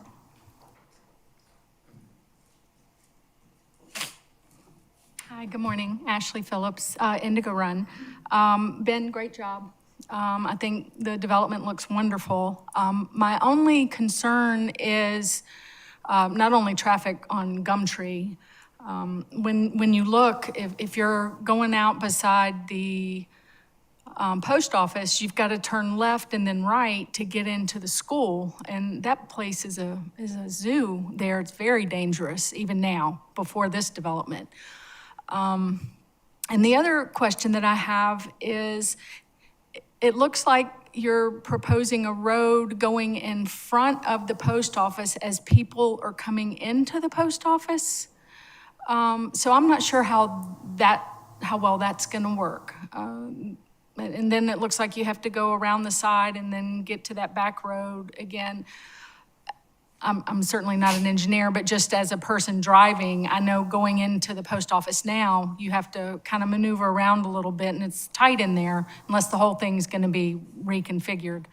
But that would be my only two comments. Gumtree looks very problematic and dangerous for kids. There's no way I would walk across that street, much less a child walking across that street. And just figuring out traffic around there, but otherwise, I think it looks like a great project. So thank you. Thank you. Were there any comments from the portal? Mr. Williams? No? Okay. That's all. That was a great question about the post office. I had a similar question. Can we take just a second to address that? Yeah, my pleasure.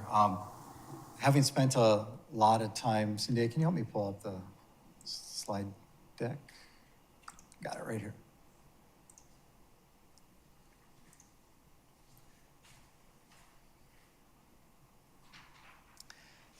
This parking lot is a mess. The existing parking configuration was not very well done, in my opinion. It doesn't circulate well. I mentioned that it doesn't drain well. This is envisioning reconfiguring the existing parking lot. So this will function significantly better post reconstruction than it does today. Right here, if you can see my cursor, this is the existing parking lot. It runs through about this area, so we are reconfiguring it with the standard 18, 24, 18, 60-foot layout. Does that answer your question, Madam Chair? I think the question also has to do, so the pass through the road from Gumtree over into North Point, that happens before, it's before you get to the parking for the post office.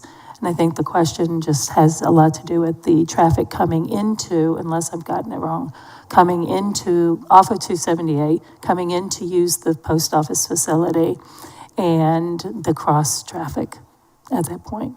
So those coming from Gumtree, going into North Point, and the conflict between potential access from William Hilton for people who want to go into, you just use the post office. Will that create a conflict?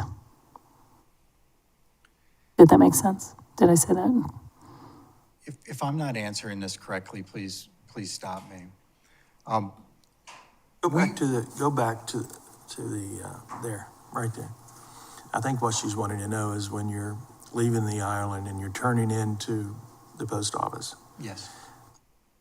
and you're gonna have interference from people coming out of North Point headed towards Marsh Point. How do you handle that?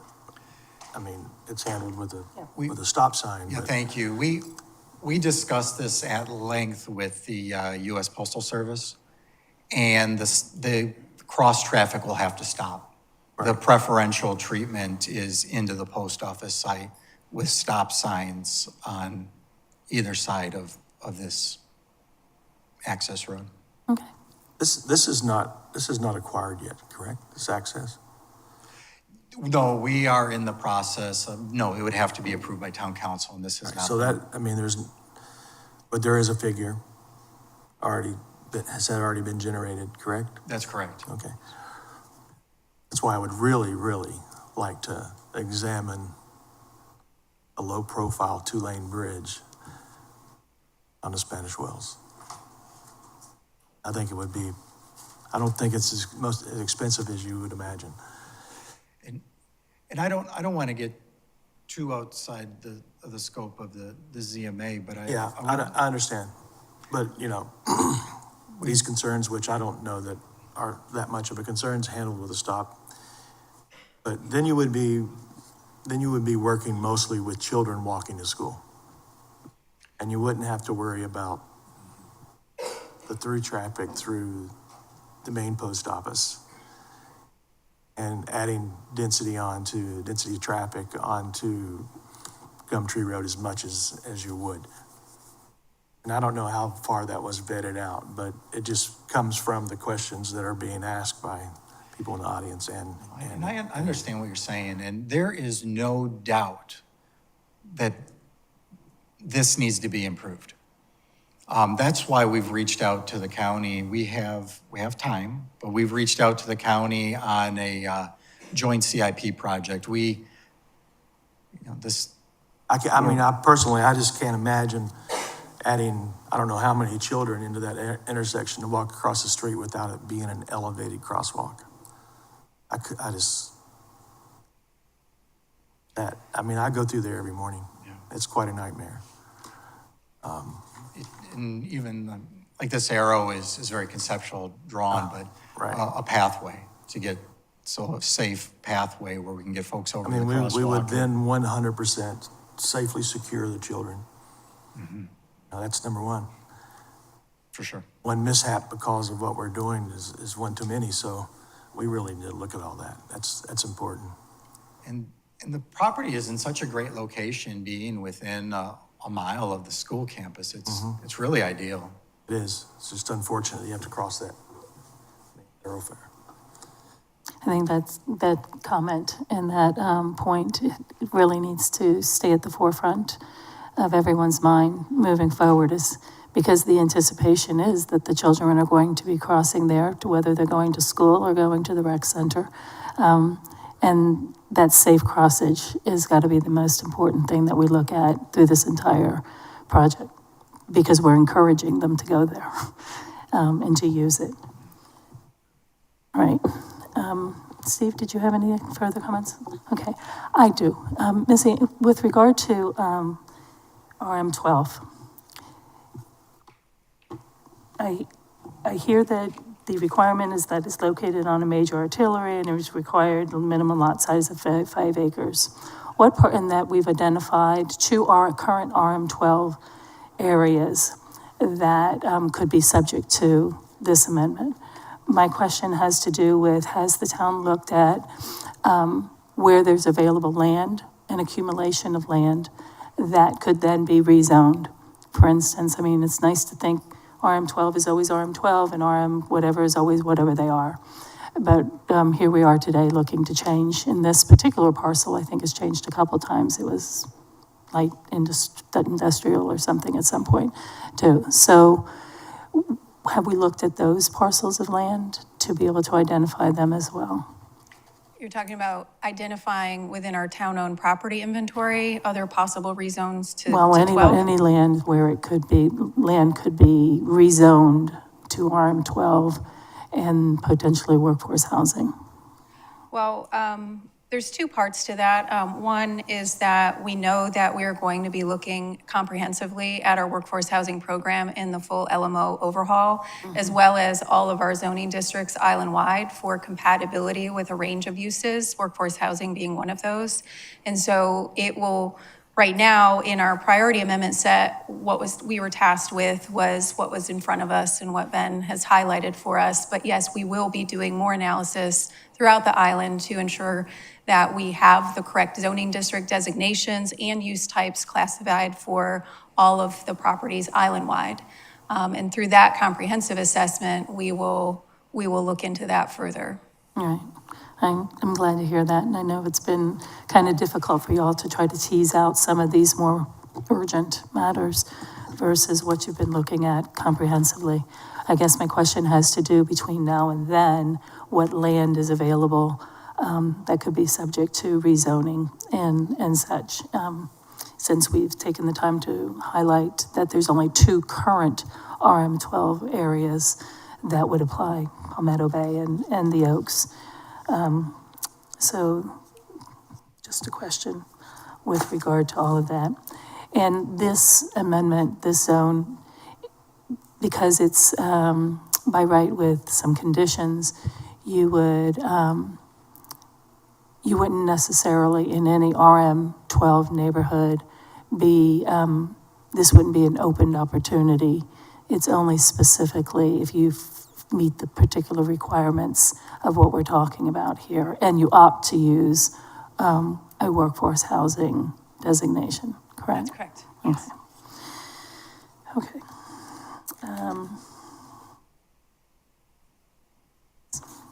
And the major arteries that we're talking about are William Hilton Parkway and Palmetto Bay Road? And Sea Pines, I'm sorry, it's Cross Island, Palmetto Bay, Pope Avenue, and William Hilton Parkway. Okay.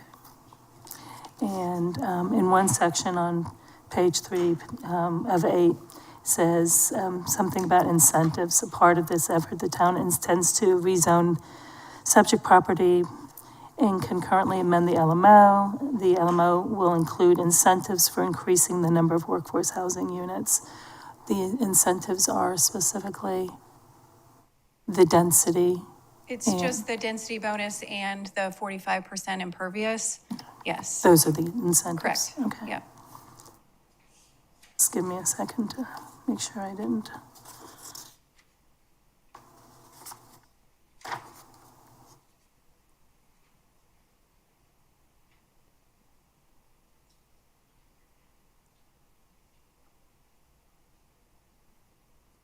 Right, and the reason I guess I bring up, I think just,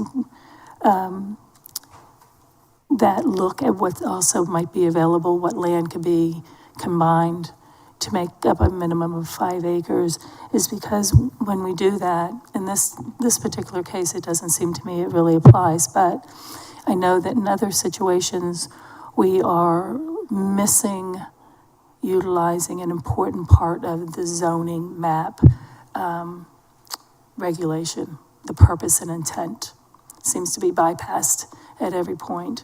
And we need to, as everyone knows who talks to me about this, get back to being the first priority that we read is the purpose and intent. And on page 8 of 8, letter F says it would not result in significant adverse impacts on the natural environment.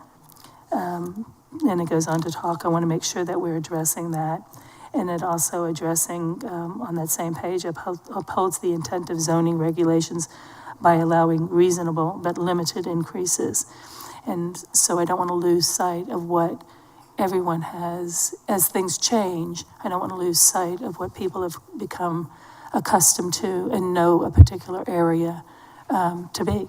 And to me, that all relates back to purpose and intent of any of our ordinances. So I just want to make sure that I said that out loud and on the record, because it's certainly something that's crept up as an important piece of every conversation that we're having where things are not going right.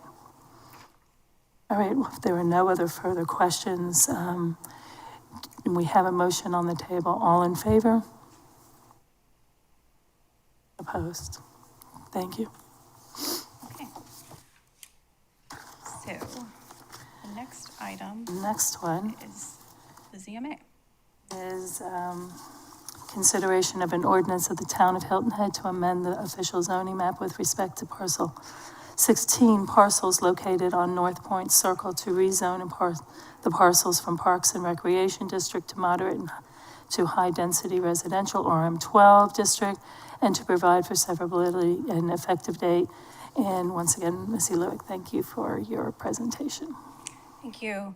Of course, Ben provided a summary on the project. The request here is to rezone 16 parcels that are known as North Point, for the North Point project, from Parks and Recreation to RM12. The Planning Commission heard a public hearing on this request on March 19th, and after consideration of the review criteria, unanimously recommended approval to Town Council. We've already identified the background of the project and what brought us here today. And so the analysis that we included was part of a 12-page staff report that demonstrates in great detail all of the review criteria that are required for a zoning map amendment and how this particular amendment request meets all of those findings and conclusions that are supported. There are requirements that are noted here that outlines those criteria. We have identified within that staff report that we believe that this application is consistent with the requirements that are outlined in LMO section 16.103C3, which are the zoning map amendment review standards. And I'll state that rezoning the property from PR to RM12 is in accordance with the comprehensive plan. Rezoning the North Point property from Parks and Recreation to RM12 will allow uses that are compatible with uses allowed on the adjacent property. That rezoning the property from Parks and Recreation to RM12 will address a demonstrated community need. Rezoning the North Point property is consistent with the town's overall zoning plans and program. Rezoning the North Point property will not create an inappropriately isolated zoning district unrelated to surrounding properties and zoning districts. Rezoning the property will allow a viable economic use on the property. The North Point property is served by available, adequate, and suitable public facilities and utilities. Rezoning the North Point property is appropriate for conditions existing in the area. Rezoning the property is appropriate due to changing conditions in the town and in the area of the North Point property related to the need for workforce housing. And rezoning the property from Parks and Recreation to RM12 is not and will not be detrimental to the public health safety, and welfare. Thank you. Thank you. And do we have a motion? Move approval. Second. Okay, any public comment? Seeing none, was there anything, Zendaya, that was submitted through the portal? Mr. Williams? Chester? Mr. Williams? Public comment? No, pass. Okay. All right, and then we'll bring it back up to the dais for conversation. Mr. Alford, nothing? Mr. DeSimone? Nothing. Any comment? No. And It's the process. the process. No, I Process. hear the process. And my comment is gonna address where we're at as a town. This is Parks and Recreation, and it's going to mean, that we're removing trees in favor of buildings to provide housing, which I understand. I just hope we don't lose sight and start creating, a need for, the destruction of our Parks and Recreation areas, and our natural environment. I think once we do that, we will have lost any real purpose of protecting the island. So while I understand where we are, and especially with this particular project, the idea of removing Parks and Recreation for building anything is just, doesn't sit too well in my gut and in my heart for the island. So having said all of that, all in favor? And opposed? Thank you. And last one we have in front of us today is consideration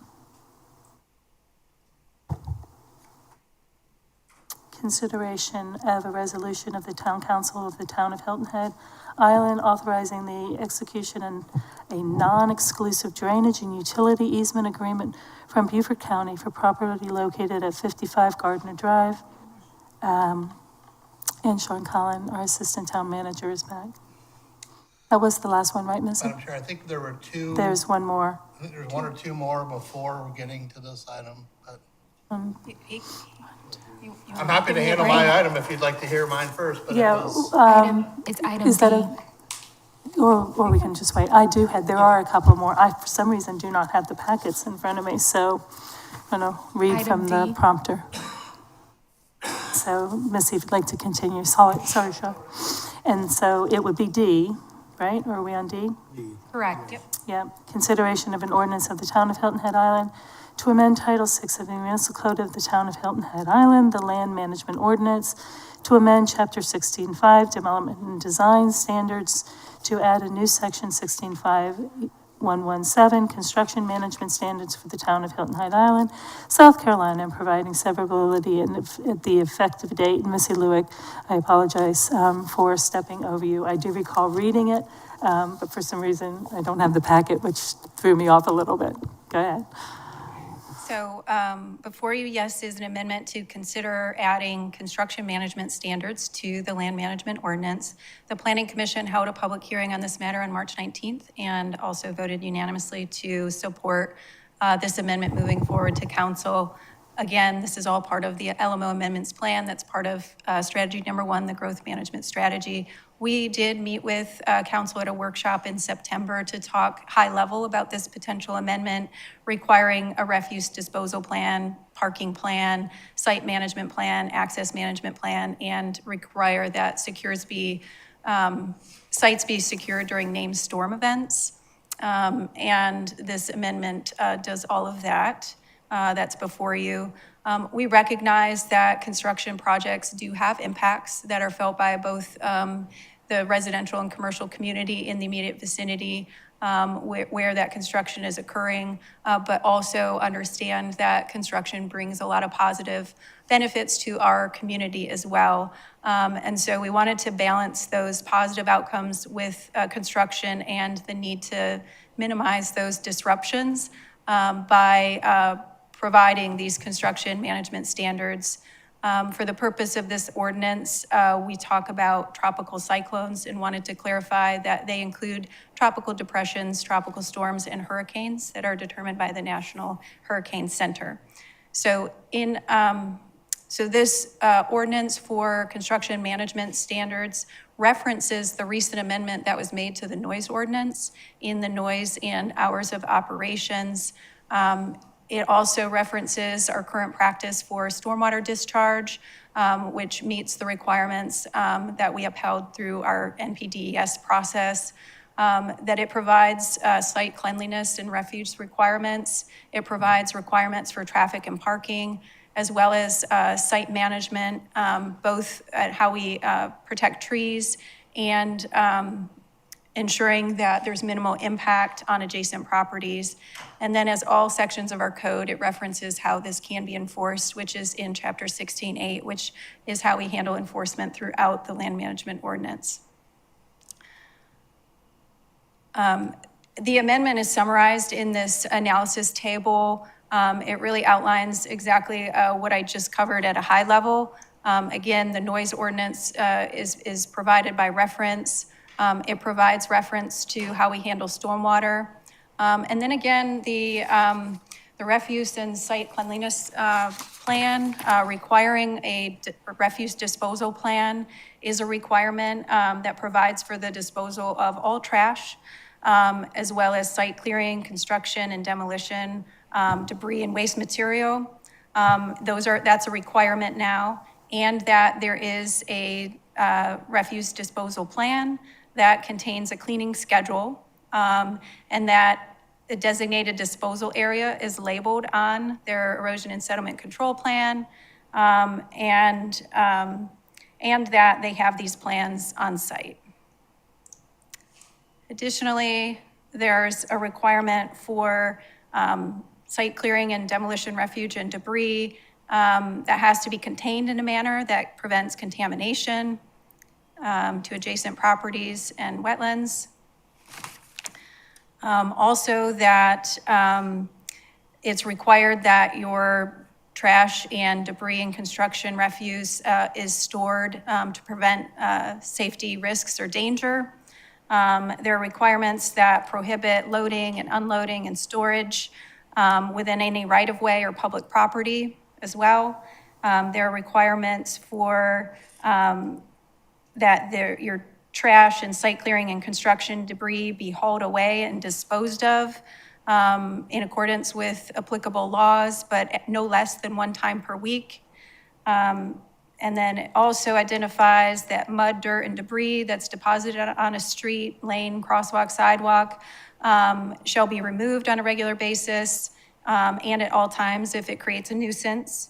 And then it also, to the extent possible, requires that sites be broom cleaned every day. It's the responsibility of the development permit holder to meet all of these requirements and remove the trash and provide the site clearing responsibilities. Additionally, there is a requirement here for that secure site during a named storm. It identifies that it is the permit holder's responsibility within 24 hours of either a hurricane center issued cyclone watch or warning that they secure their site within that time period. Additionally, as far as traffic and parking, a construction plan, parking plan showing where they're going to park vehicles that are involved with construction activity, and those vehicles are not allowed to be in the right-of-way or access easements or parked on our pathways. A traffic control plan is a requirement, additionally, that's noted in here for construction activities. And that a plan needs to be in place for any oversized construction vehicles as part of their construction activities. There's site management requirements that are identified that include a portable toilet requirement and where it is to be located and how often it has to be serviced. Tree protection shall be in accordance with our tree protection requirements. We do protect trees during construction, and it references that particular section.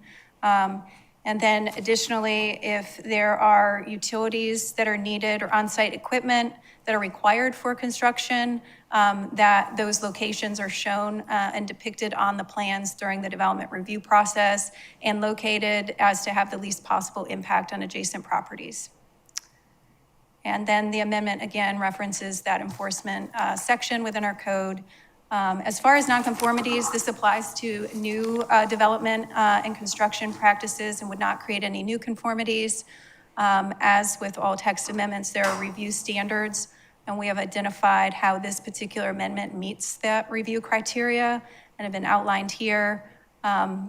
Our plan includes ideals of excellence, and our planning and processes that aim for town planning and processes to use innovation and learning to continually develop and apply best practices and standards for processes and projects. This amendment does this by helping to improve the way construction activities are regulated in order to enhance quality of life and requires safe construction site conditions and enhance natural resource protections. It addresses present-day conditions for construction management on the island. It responds to concerns voiced about improper construction activities and operations. It ensures development and construction practices are consistent with intent of the LMO and the objective to protect public health, safety, and welfare. It ensures a well-managed construction practices and orderly management and disposal of trash, site clearing and construction or demolition, refuse and debris or waste material. It ensures safe and environmentally sensitive construction practices, efficient construction, traffic, parking, and circulation, and higher standards for sanitation, tree protection, and overall impact mitigation. And therefore, I'll open it up to any questions that you may have. I have one. What prompted this? We generally, staff and I understand town council members often hear some complaints that result from the impacts of being in the vicinity of development, that some of the burdens that are felt by the construction are felt beyond the property parcel boundaries where the construction is occurring. And it is to put in place some mitigation measures to ensure that we minimize some of those impacts that are related to construction activities. Most of them are already regulations, correct? Pardon? Most of these are already a regulation. So, the erosion control measures and our tree regulations are, yes, and then yes, we just amended the construction noise activity within our noise amendment. However, some of the access management and the requirements for a secured site during a named storm event are not a requirement today, so those are new. And some of the detailed construction management plans that are required in this amendment are not currently part of our regulations. Yeah. It's not, it's just best practices and most likely common sense, most of this stuff. And it's not like that, I can be against what you're asking for here. But what bothers me more than anything is the town of Hilton Head keeps putting layers on top of contractors and developers and people that are trying to do things to better the community. And from that point of view, which I'm sure none of the staff, or most of the staff have not experienced, it makes it extreme. There's no other place that I've done business that's harder to do business than the town of Hilton Head in the construction and engineering side of business. And there's a reason for that. I agree with these items, but to feel like the applicant, the handcuffs are getting tighter.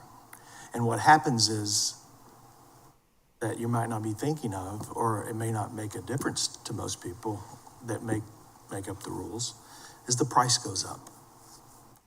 And it becomes very, very hard to do business here. And so one of the things that the town struggles with is getting qualified contractors to do the town's business. Think about everyone else that needs qualified contractors, and which is a whole another subject. But putting some of these layers in the application process. You know, now you have to have a sheet showing where this is gonna go, that's gonna go. Now you're gonna have to show me where you're gonna park. On a construction site, people park where there's room. Just tell them they can't be in the road, tell them they can't be on the tree barriers. I mean, most of this is not, you know, those kind of things are not going to occur anyway. And so if you're going to enforce them, you know, it's kind of hard to enforce them. But what it does is, I think in the whole crux of the whole thing is it takes us back to how hard it is to do business in the town of Hilton Head. And we should be business friendly. And to point that out is what we're doing. We're pointing it out and we're telling everybody, we're gonna make it tougher on you. We're gonna make it harder. But come anyway. Because most of these things are common sense, most of these things are best practices, and most of these things are you know, they're already there and they're enforceable. Hard to vote against these things for the obvious reasons. They're the right things to do. To handcuff them with paperwork, making sure, just makes things worse for all of us. It really does. And, but that's all I have to say.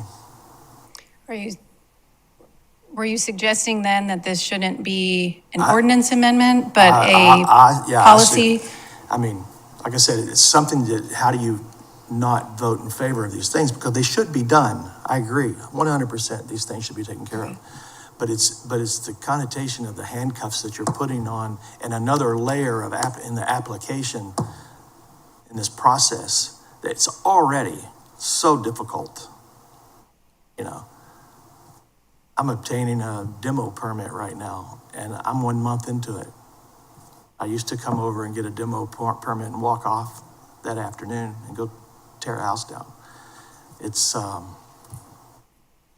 difficult to do business. And I think we should be making it easier to do business the correct way. I'm not saying come in and do business the wrong way. Do business the correct way, but we should be making it easier. And we're just pointing out layers that people are going to have to adhere to. And believe it or not, it's going to turn, it just keeps putting that gate up at the bridge for contractors. The town needs contractors. Our CIP needs contractors. And it's the message we're sending. That's what worries me.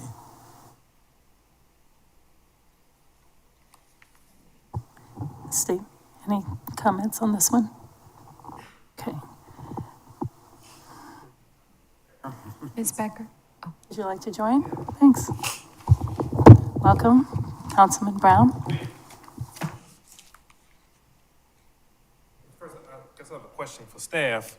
I'm assuming that these new codes would be applicable to all development, no matter if it was single family, like the size does not matter, correct? Okay. I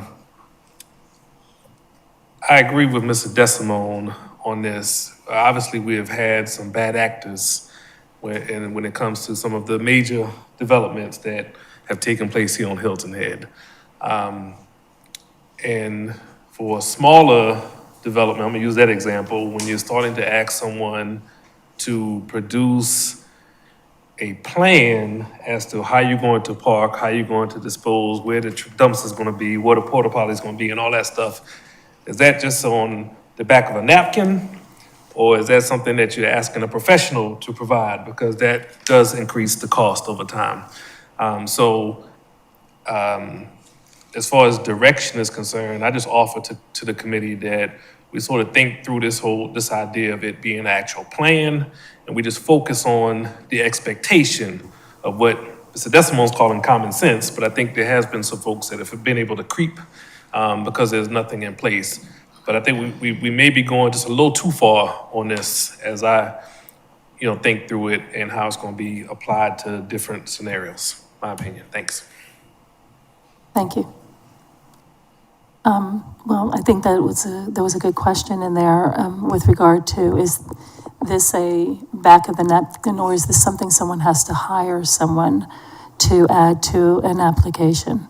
And as I understand it, it does not require the addition of hiring someone to determine where you're putting your dumpster, your porta-johns, et cetera. But that it is within reasonable common sense. You would think someone would be, so it's, but Missy, correct me if I'm wrong, this does not require the additional hire of someone to make suggestions as to where a contractor puts his needed, dumpsters, et cetera. No, it does not require that it be drawn on by a design professional, but it would have to be drawn on to a plan and turned in during the application review process. I think just hearing from the comments that were made, I think applicability is a question. If this is not going to move forward today and you wanted us to rethink applicability, I would like to know if your thoughts are that this should apply to major developments and major subdivisions, or all development as it's drafted currently. I mean, come one, come all. I mean, everyone should adhere to these rules. Okay. I'm all in favor of what you're doing. I'm just telling you what the effects of what's happening over the years and how it's building is adversely affecting what we're getting on this island today. I think one of the things that it helps to do to enhance a project moving forward during its development is that it makes everyone aware of whether or not there's space to place a dumpster or a porta-john or to have a clean out.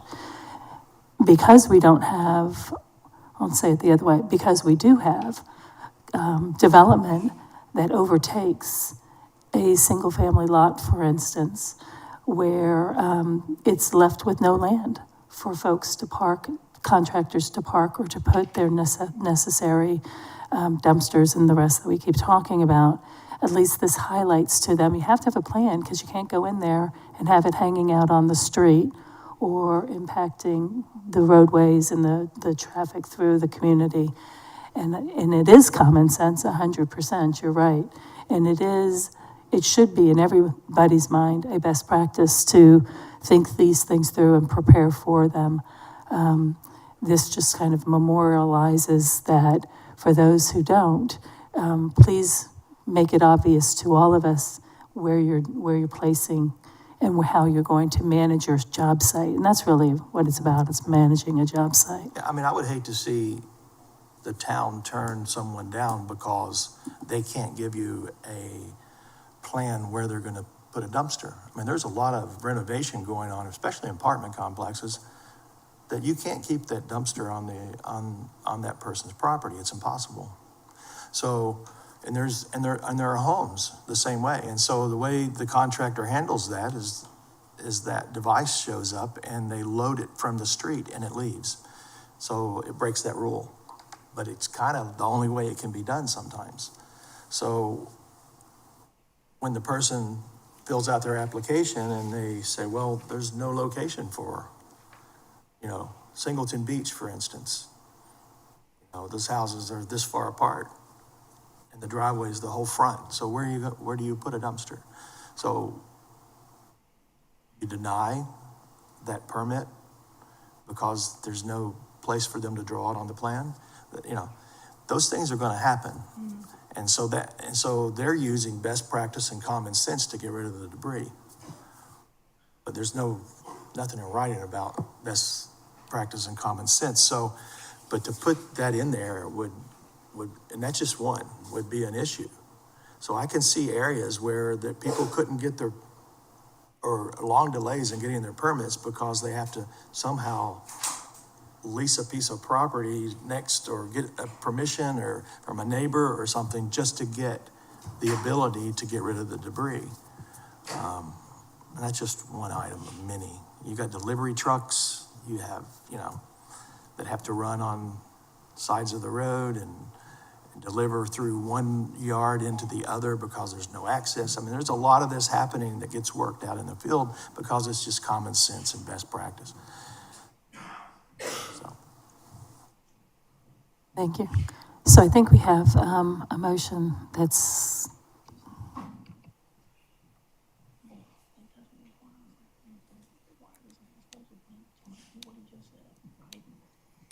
Yeah, it requires, the dumpster part is, if they do have a dumpster, it has to be on site.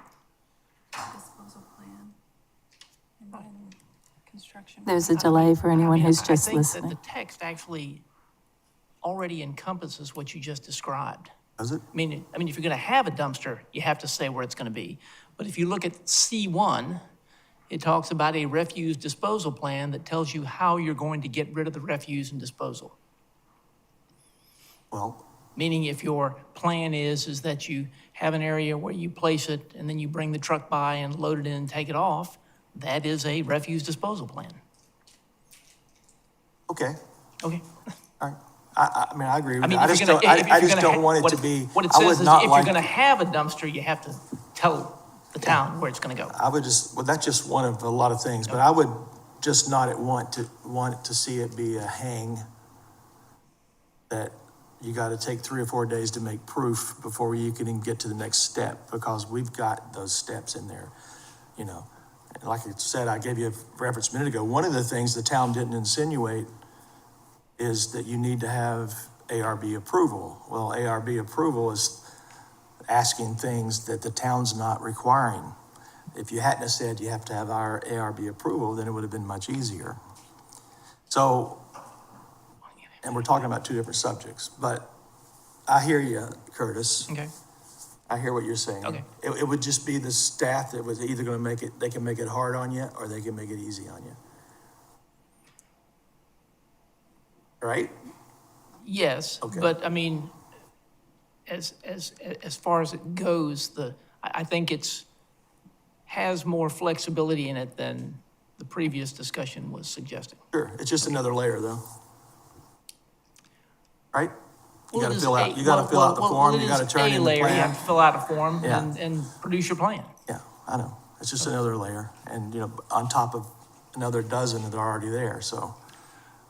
Well, if I may, that is the policy discussion, Yeah, as opposed to discussion as to the text that's before you now. okay. Hear you. Okay. Now, apparently, I neglected to ask for a motion. So if we can get a motion on the consideration of an ordinance. I think I did read it, though, correct? Consideration of an ordinance of the town of Hilton Head Island to amend Title 16 of the Municipal Code of the town of Hilton Head Island, the Land Management Ordinance to amend 16.5, Development and Design Standards to add a new section 16.5117, I did read it. Construction Management Standards for the town of Hilton Head Island, South Carolina, providing severability and an effective date. And if I can get a motion?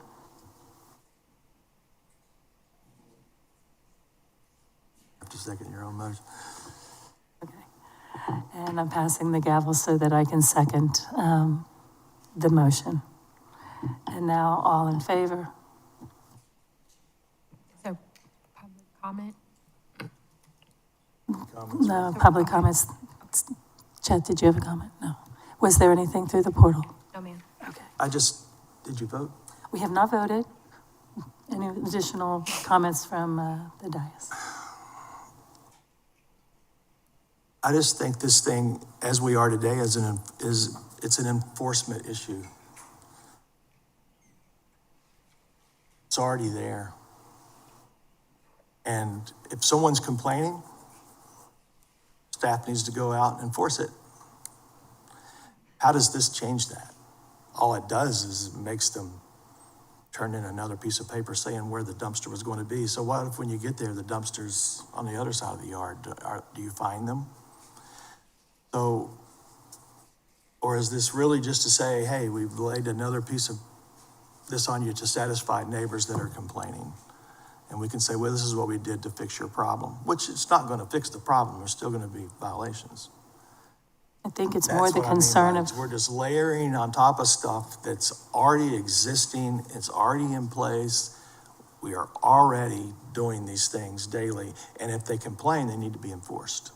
And so that says to me, if the complaints are getting greater, the enforcement's not happening. If they did, if it was, yeah. and it was stiff and it was tough, these things wouldn't happen and this wouldn't be here. So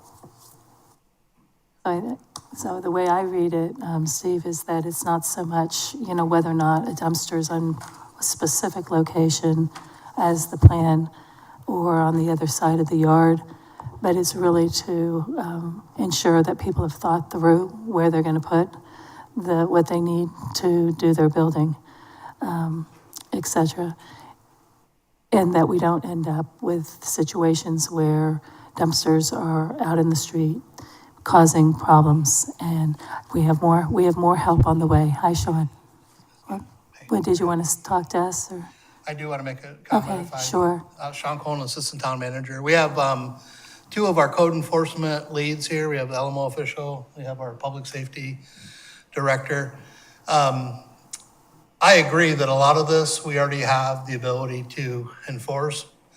But I think we were asked to bring forward some clarity on these items as we bring forward, code amendments. And so I would rely on the LMO official and our public safety officer. And if our building official were in the room, I would ask them to say, does it provide clarity if we need to enforce the provisions of the code over what's currently drafted in the code? It's a great question. I would like to take the opportunity to do just that.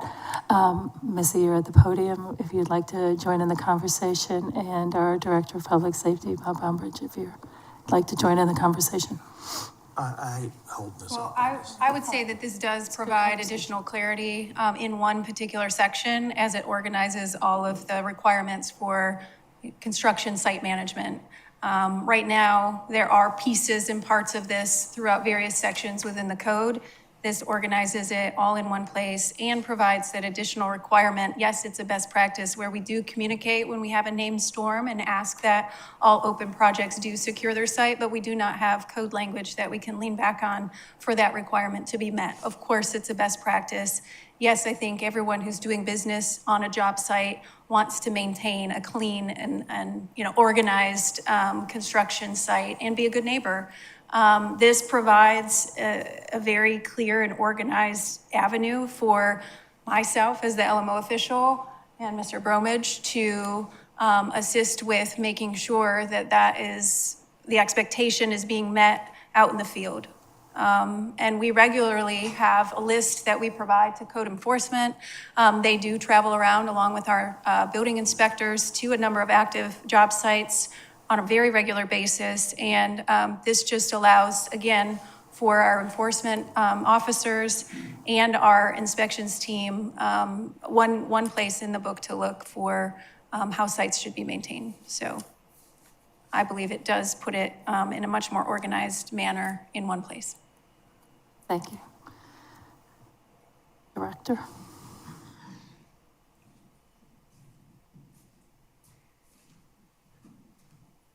For my folks, the more clarity, the better in our code. And we've noticed we've had some amendments coming forward that we really need to enforce. So the more clarity, the better. And, as you know, we're always out on these building sites looking for cleanliness, looking for overflowed dumpsters, vehicles in the street. So this, as far as the trash goes, I think it's offers some clarity to us. Thank you. Does that help? No, but I'm good. Okay. Yes. I think Mr. DeSimone's comments are significant and important. And I think we all need to be sensitive to the construction industry because we need them here. However, I think we also need to have precise and clear rules and rules in areas that Ms. Lewick has indicated we don't actually have at the moment. My personal view is that this, yes, it may make contractors struggle a little bit, but I think the incremental problem is not that great. And that having a much clearer set of rules, in my mind, outweighs what I think would be an incremental difference as far as the contractors are concerned. They already have a lot of problems in terms of working on the island. We know that.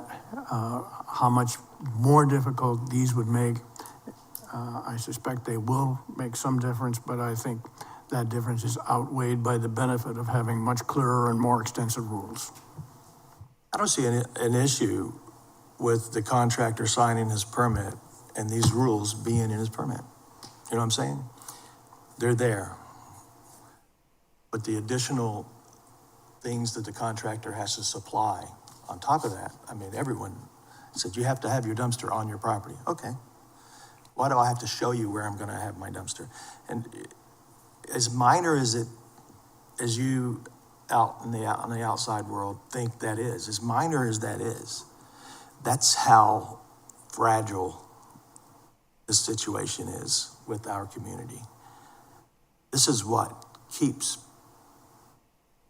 good people off the island doing business for us.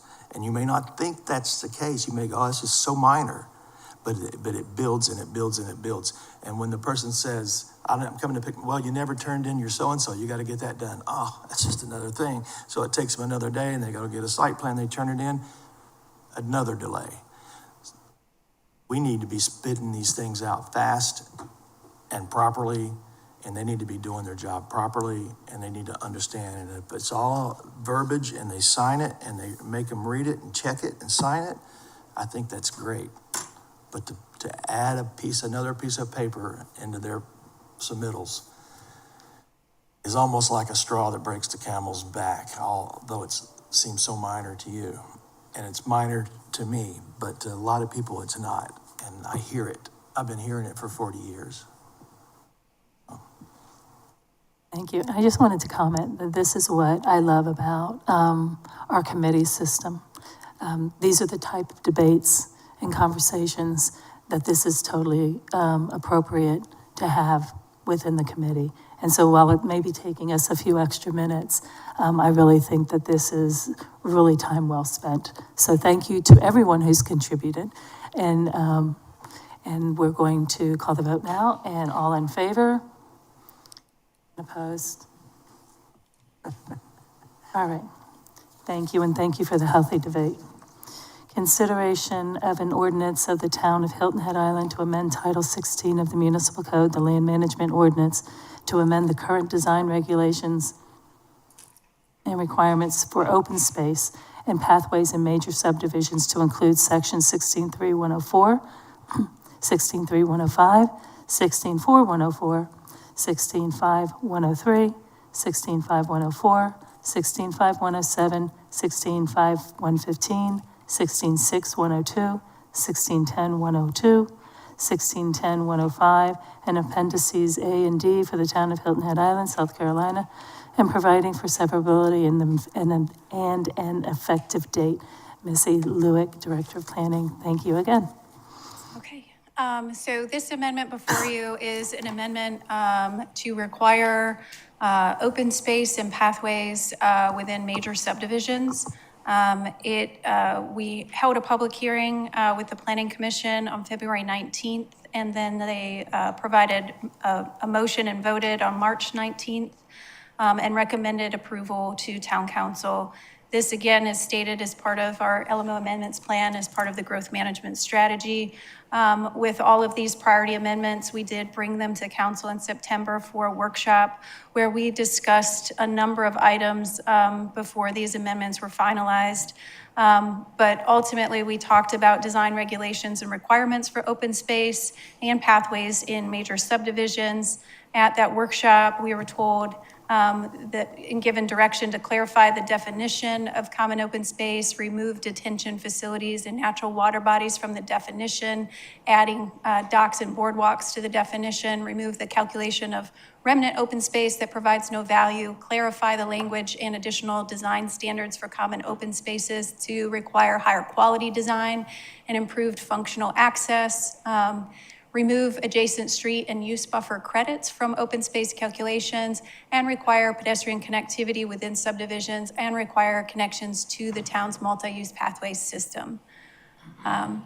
We talked about with the Planning Commission several sections that they requested clarification and modifications to that are included here. One of them was the applicability of open space standards to minor subdivisions that would later expand beyond 5 lots. Either way, that provision is duplicative, as that would become a major subdivision of which then these requirements would come into play. We ended up keeping that language in the code. It had been previously proposed to be struck. And then specifying the use of visual markers like signs or fencing to ensure that open space is identifiable. That would address some of the language that was in the original language that was more discretionary. We clarified that language and brought it to the Planning Commission, and they endorsed it. And then we also discussed clarification to language regarding accessibility.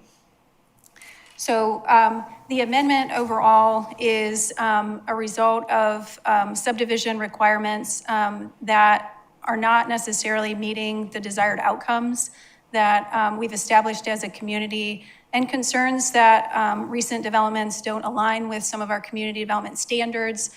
We've heard about issues as it relates to excessive tree clearing, overly linear layouts of subdivisions, lots and blocks, some monotony in the architectural design within these neighborhoods, inadequate open space and connectivity.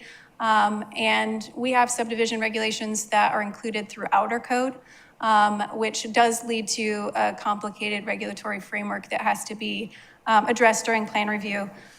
We also identified some changes to the code that we pulled forward in the priority amendment set, but we will be taking a deeper dive into our subdivision regulations during the full code overhaul. This amendment provides improvements to common open space regulations and enhances pedestrian cyclist connectivity within new major subdivisions. We identified again that we have regulations that allow for poorly planned or underutilized open spaces, and that we want to make sure that common open spaces within major subdivisions are well-planned, functional, and contribute positively to the overall development. And right now, the current code does not mandate pathways or connections within subdivisions, and this amendment makes that a requirement. So like with all of the amendments, there is an analysis table that identifies what this amendment is meant to improve based on the issue, and then how the text within the amendment addresses that. There is a definition change to common open space that is proposed. It does, what we did was eliminate the, we do not include detention retention ponds, but we did add the docks and boardwalks. So while that detention pond is no longer part of your common open space, that dock to access that water is and can be counted. So open spaces that are counted in the definition are golf courses, tennis courts, court games, swimming pools, pedestrian bike paths, equestrian trails, play fields, picnic areas, paddocks, docks, boardwalks within the development, places for people to gather, and passive recreation areas is what's defined. We also identified that we needed to clarify the design standards and to remove that calculation of remnant open space. Open space has to be visually identifiable, distinguished by elements that includes signs, fencing, landscape buffers, trail systems, pools, sport facilities, grass lawns. Additionally, common spaces locations, common open space locations shall be connected to all lots within the subdivision by pathways, and it shall be accessible to all residents of the subdivision. That's subject to reasonable rules and regulations. And then there are design requirements such that the area of, or multiple areas of common open space shall be planned for active and passive recreational use. At least 75% of common open space shall be arranged in dimensions no less than 15 feet in any direction. At least 50% of the common open space shall be arranged in one contiguous area. And then for the purposes of this requirement, areas that are divided by pathways, sidewalks, or streets are considered to be contiguous. And then the arrangement and design of open space shall prioritize the preservation of existing tracts of specimen and significant trees. And that we would look at how the applicant has demonstrated that during the design review process. The current code allows a credit toward open space for the adjacent street and use buffers, and that is being removed as it did not provide value to the common open space. That means that your adjacent use buffer could be even behind an individual lot, could have been counted as common open space, and it's not very accessible. It also means that that adjacent street buffer right along the road edge would have been counted as open space, and those are being removed from the code in this amendment. Additionally, on the pathway connectivity, it requires pathways to be connected and required within subdivisions. Again, it applies just to major subdivisions. It does not apply to family subdivisions or minor subdivisions. The pathways have to provide direct connectivity between the lots. Also has to provide connectivity to amenities, mailboxes, community buildings, common open space, and recreational areas. And again, similar to the other requirements, the pathway connectivity requirement can be met if it's across the street or adjacent to common open space. There's some design criteria for the pathways, and those are identified here. So we require pathways to be connected within the subdivision. It would be required to be connected to an existing pathway system or a pathway that's planned within the town's capital improvement program. So you would build that stub out to an area where the town has a plan for a pathway in the near future. And then additionally, if the land that's proposed for a subdivision is a priority connection between existing pathways and is in an adopted town pathway plan, then it should be designed to connect to that future pathway as well. There are some definition changes. Again, we mentioned the definition change to common open space because we're amending requirements for pathways and sidewalks. Those are now defined terms as well in the code, and those definitions are included within the staff report. Some of the examples that show some of the open space that is currently allowed that would no longer be allowed. Here you can see an actual subdivision that shows that adjacent street open space is right here adjacent to the roadway. That would no longer count toward your required open space requirement. And then here on this particular example, you can see these little segments of open space that are in the adjacent use buffer that are counted toward your requirement of open space, as well as this marsh area that is also part of your open space. And here, an open space in a subdivision on Hilton Head includes your drainage lagoon, and that would no longer qualify as your open space. However, if you were going to build a dock to access that drainage area, that the area that encompasses that dock could be counted as your open space. So I just wanted to provide some examples of some of the open space criteria that will be removed as part of this amendment. So the code has a chapter that handles standards for nonconformities and common open space and pathways that are part of major subdivisions may become nonconforming with new requirements that are proposed in this amendment. However, these elements of major subdivisions may continue to exist as legal nonconforming site features without the need for any updates or compliance as a result of this particular amendment. Again, all text amendments are required to meet certain text amendment review standards. And we have identified that this particular amendment set does meet the required review criteria. It supports the comprehensive plan, which includes goals for preserving Hilton Head Island's character, enhancing connectivity, and ensuring well-integrated open spaces. Our plan's strategies and tactics for our place states to evaluate, develop, and maintain standards that preserve and enhance the natural and physical environments that reflect the character of the island. It responds to changing conditions by avoiding fragmented, underutilized, and unconnected spaces observed in certain developments. It addresses a demonstrated community need for functional, accessible, and environmentally sustainable developments. It's consistent with the purpose and intent of the zoning districts by accommodating a comfortable, healthy, safe, and pleasant environment in which to live and recreate. It ensures that open spaces serve residents effectively and subdivisions connect to broader transportation networks, promoting a logical and orderly growth in safe bicycle and pedestrian facilities.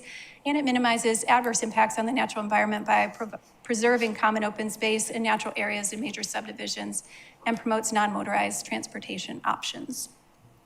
Are there any questions on this particular amendment set?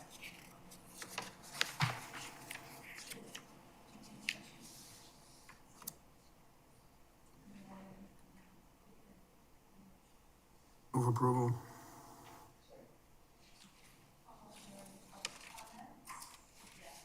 Mr. Williams?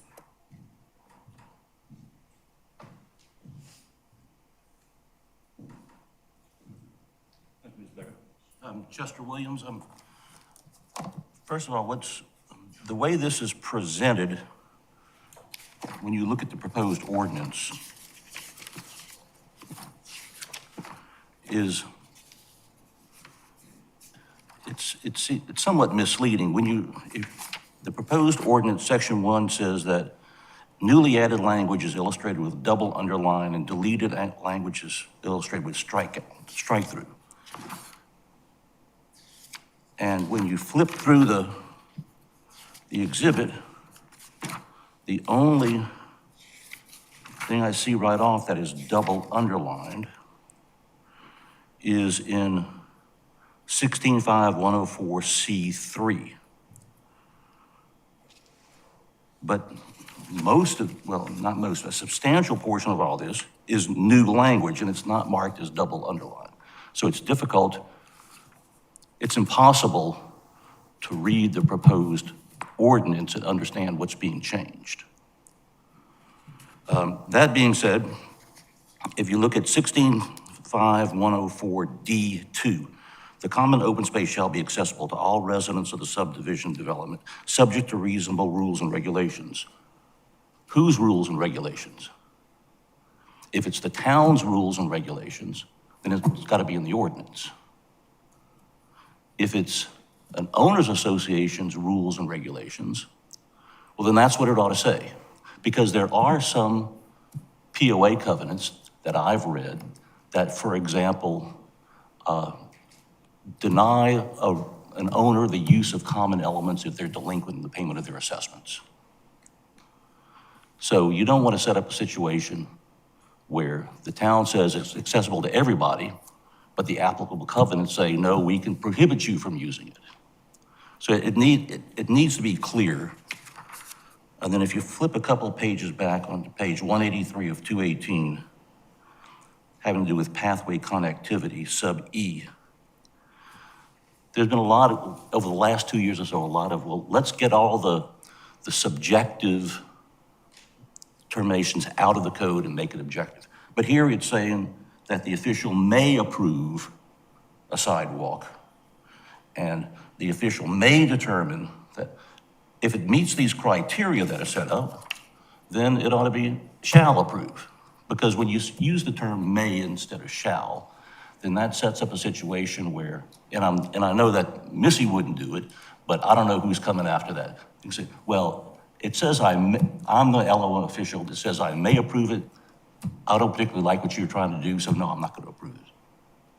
But this other guy over here, I like what he's doing, so I will approve it over there. So if you want it to be objective, then make it objective. If you want it to be subjective, then you open it up to all sorts of possible shenanigans. Thanks. Thank you. Good observations. Appreciate them. So do we have any other comments or Is there any other thoughts on, I have to say, you know, don't have it in front of me, as I mentioned. I am concerned about creating something that does go against what we have been trying to do, which is to make things to make things understood so that there's a clarity. We keep using the word clarity today. Clarity on what's acceptable and what's approvable and what isn't. So I am a little bit concerned about that. And the double underlining, I'm not sure if that's something that's easily remedied. The idea with regard to reasonable rules, I do hear how that could be difficult first we have to identify whose rules, and then if it's the homeowners association rules, if they have something that they're trying to enforce, and it's the town's rules, where that puts everyone. So I'm not sure how we address those. Any thoughts from anyone? It's definitely welcome. Yeah, I So can. are you concerned about those? No, actually, those were also discussed at the Planning Commission level, and the Planning Commission heard this amendment twice because of the same concerns that were raised. The reasonable rules comment regarding access to the open space was that there could be a pool that counts as your common open space. It may have hours of operation, and then it's not accessible all the time. And those are reasonable rules and requirements. There could be other common open space amenities that also have reasonable rules and regulations that limit the access to them. And so we discussed that both with the Planning Commission and reanalyzed it with our code amendment team, and felt that the language and the Planning Commission agreed should remain as is. There was a publishing error on the version that was in the packet, but the amendment is in the double underline and strikeout, and it's up on the screen. So when it moves forward to council, it will be in this version, so you can track all of the areas that it is being changed. So I apologize for that. And then I think the last question was related to, sorry. Clarity, so. Shall or may? It was related to the, I don't know how to get back, Zendaya, to the, is it this one? Is the PDF? Yes. Are you driving? There you go, yes. So the last one that was related to the may or shall issue for the sidewalk versus pathway, that was also discussed as well. Certainly shall is a requirement and may is permissive. It allows some discretion, yes, for the LMO official. It was also some language that was discussed with the town attorney as well prior to the Planning Commission's recommendation, and it was determined that may is the appropriate word in that context, because there are various scenarios that are outlined there that may be applicable to when a sidewalk is what is the preferred pedestrian mode versus a pathway. So we did contemplate those particular questions and then brought them back to the Planning Commission, and the text that's before you is what was recommended. So, yeah, so May keeps Chet busy and Shell takes him out of business. Is that what it is? Right, we've seen those arguments and how well they can be presented in the past. Yeah. Any thoughts or any comments? No? Okay. This is being recommended to town council, so there's opportunity for further discussion. Okay. So, hearing that, I guess we can call the question and take a vote. Fine. All in favor? And opposed? Okay. All right, and now, I'm trying to skip to it earlier. It's a consideration of a resolution of the Council of the Town of Hilton Head Island authorizing the execution, of a non-exclusive drainage and utility easement agreement from Beaufort County for property located at 55 Gardner Drive. Thank you, Madam Chair. Sean Collin is here to present that to This us. is Sean Collins, Assistant Town Manager. I've got a 85 slide presentation. 85? No, I'm just joking. About an hour and a half. This can be a relatively, hopefully straightforward item. So there's an easement located at 55 Gardner Drive. It was the old Christian Academy site. Now it's 55 Gardner Aquaterra. There's a easement, a drainage and utility easement that runs, can we put the graphic up there for that? Yes. So here's the site, Gardner Drive, this loop road that runs on the left side of the screen here. But you have Old Woodlands neighborhood back here, and it's been a neighborhood that has frequently flooded. We tried for a period to identify an easement that exists along this common property line and work with the county to obtain that so our stormwater utility can install, manage, plan, execute some stormwater improvements there. It took quite a while in order for us to get the documentation from the county. And then ironically enough, they provided approval to convey this easement to the town in January of 2024, so a little over a year ago. But as part of the documents that they delivered to convey the easement, they did not have the proper exhibit, and it took some digging from Curtis and his team. I don't know where they went, back to the Ark of the Covenant or something, but they found the right exhibit and plat reference for the easement. And so what's before you today is an easement. You can see the area in blue hatch here. That represents the easement that's on the plat. It's attached to the resolution. But what's before you today is a resolution to accept this easement from Beaufort County for drainage and utility. There is currently no infrastructure in this easement, but our stormwater team has been trying to acquire this for some time, and once acquired, we'll be able to plan and execute some improvements in this area. So unless there's any other questions, I'll stop there. It's been a long day for you, I know. Question? No? Steve, any questions? Glad to hear there's improvements coming that will solve some drainage issues that we've all been talking about. So we need a motion. Move approval. Second. And all in favor? Aye. Opposed? Thank you. So with that, I think we're going to adjourn, and I'm going to ask everyone to have a great day, and thank you so much for paying attention through this long meeting.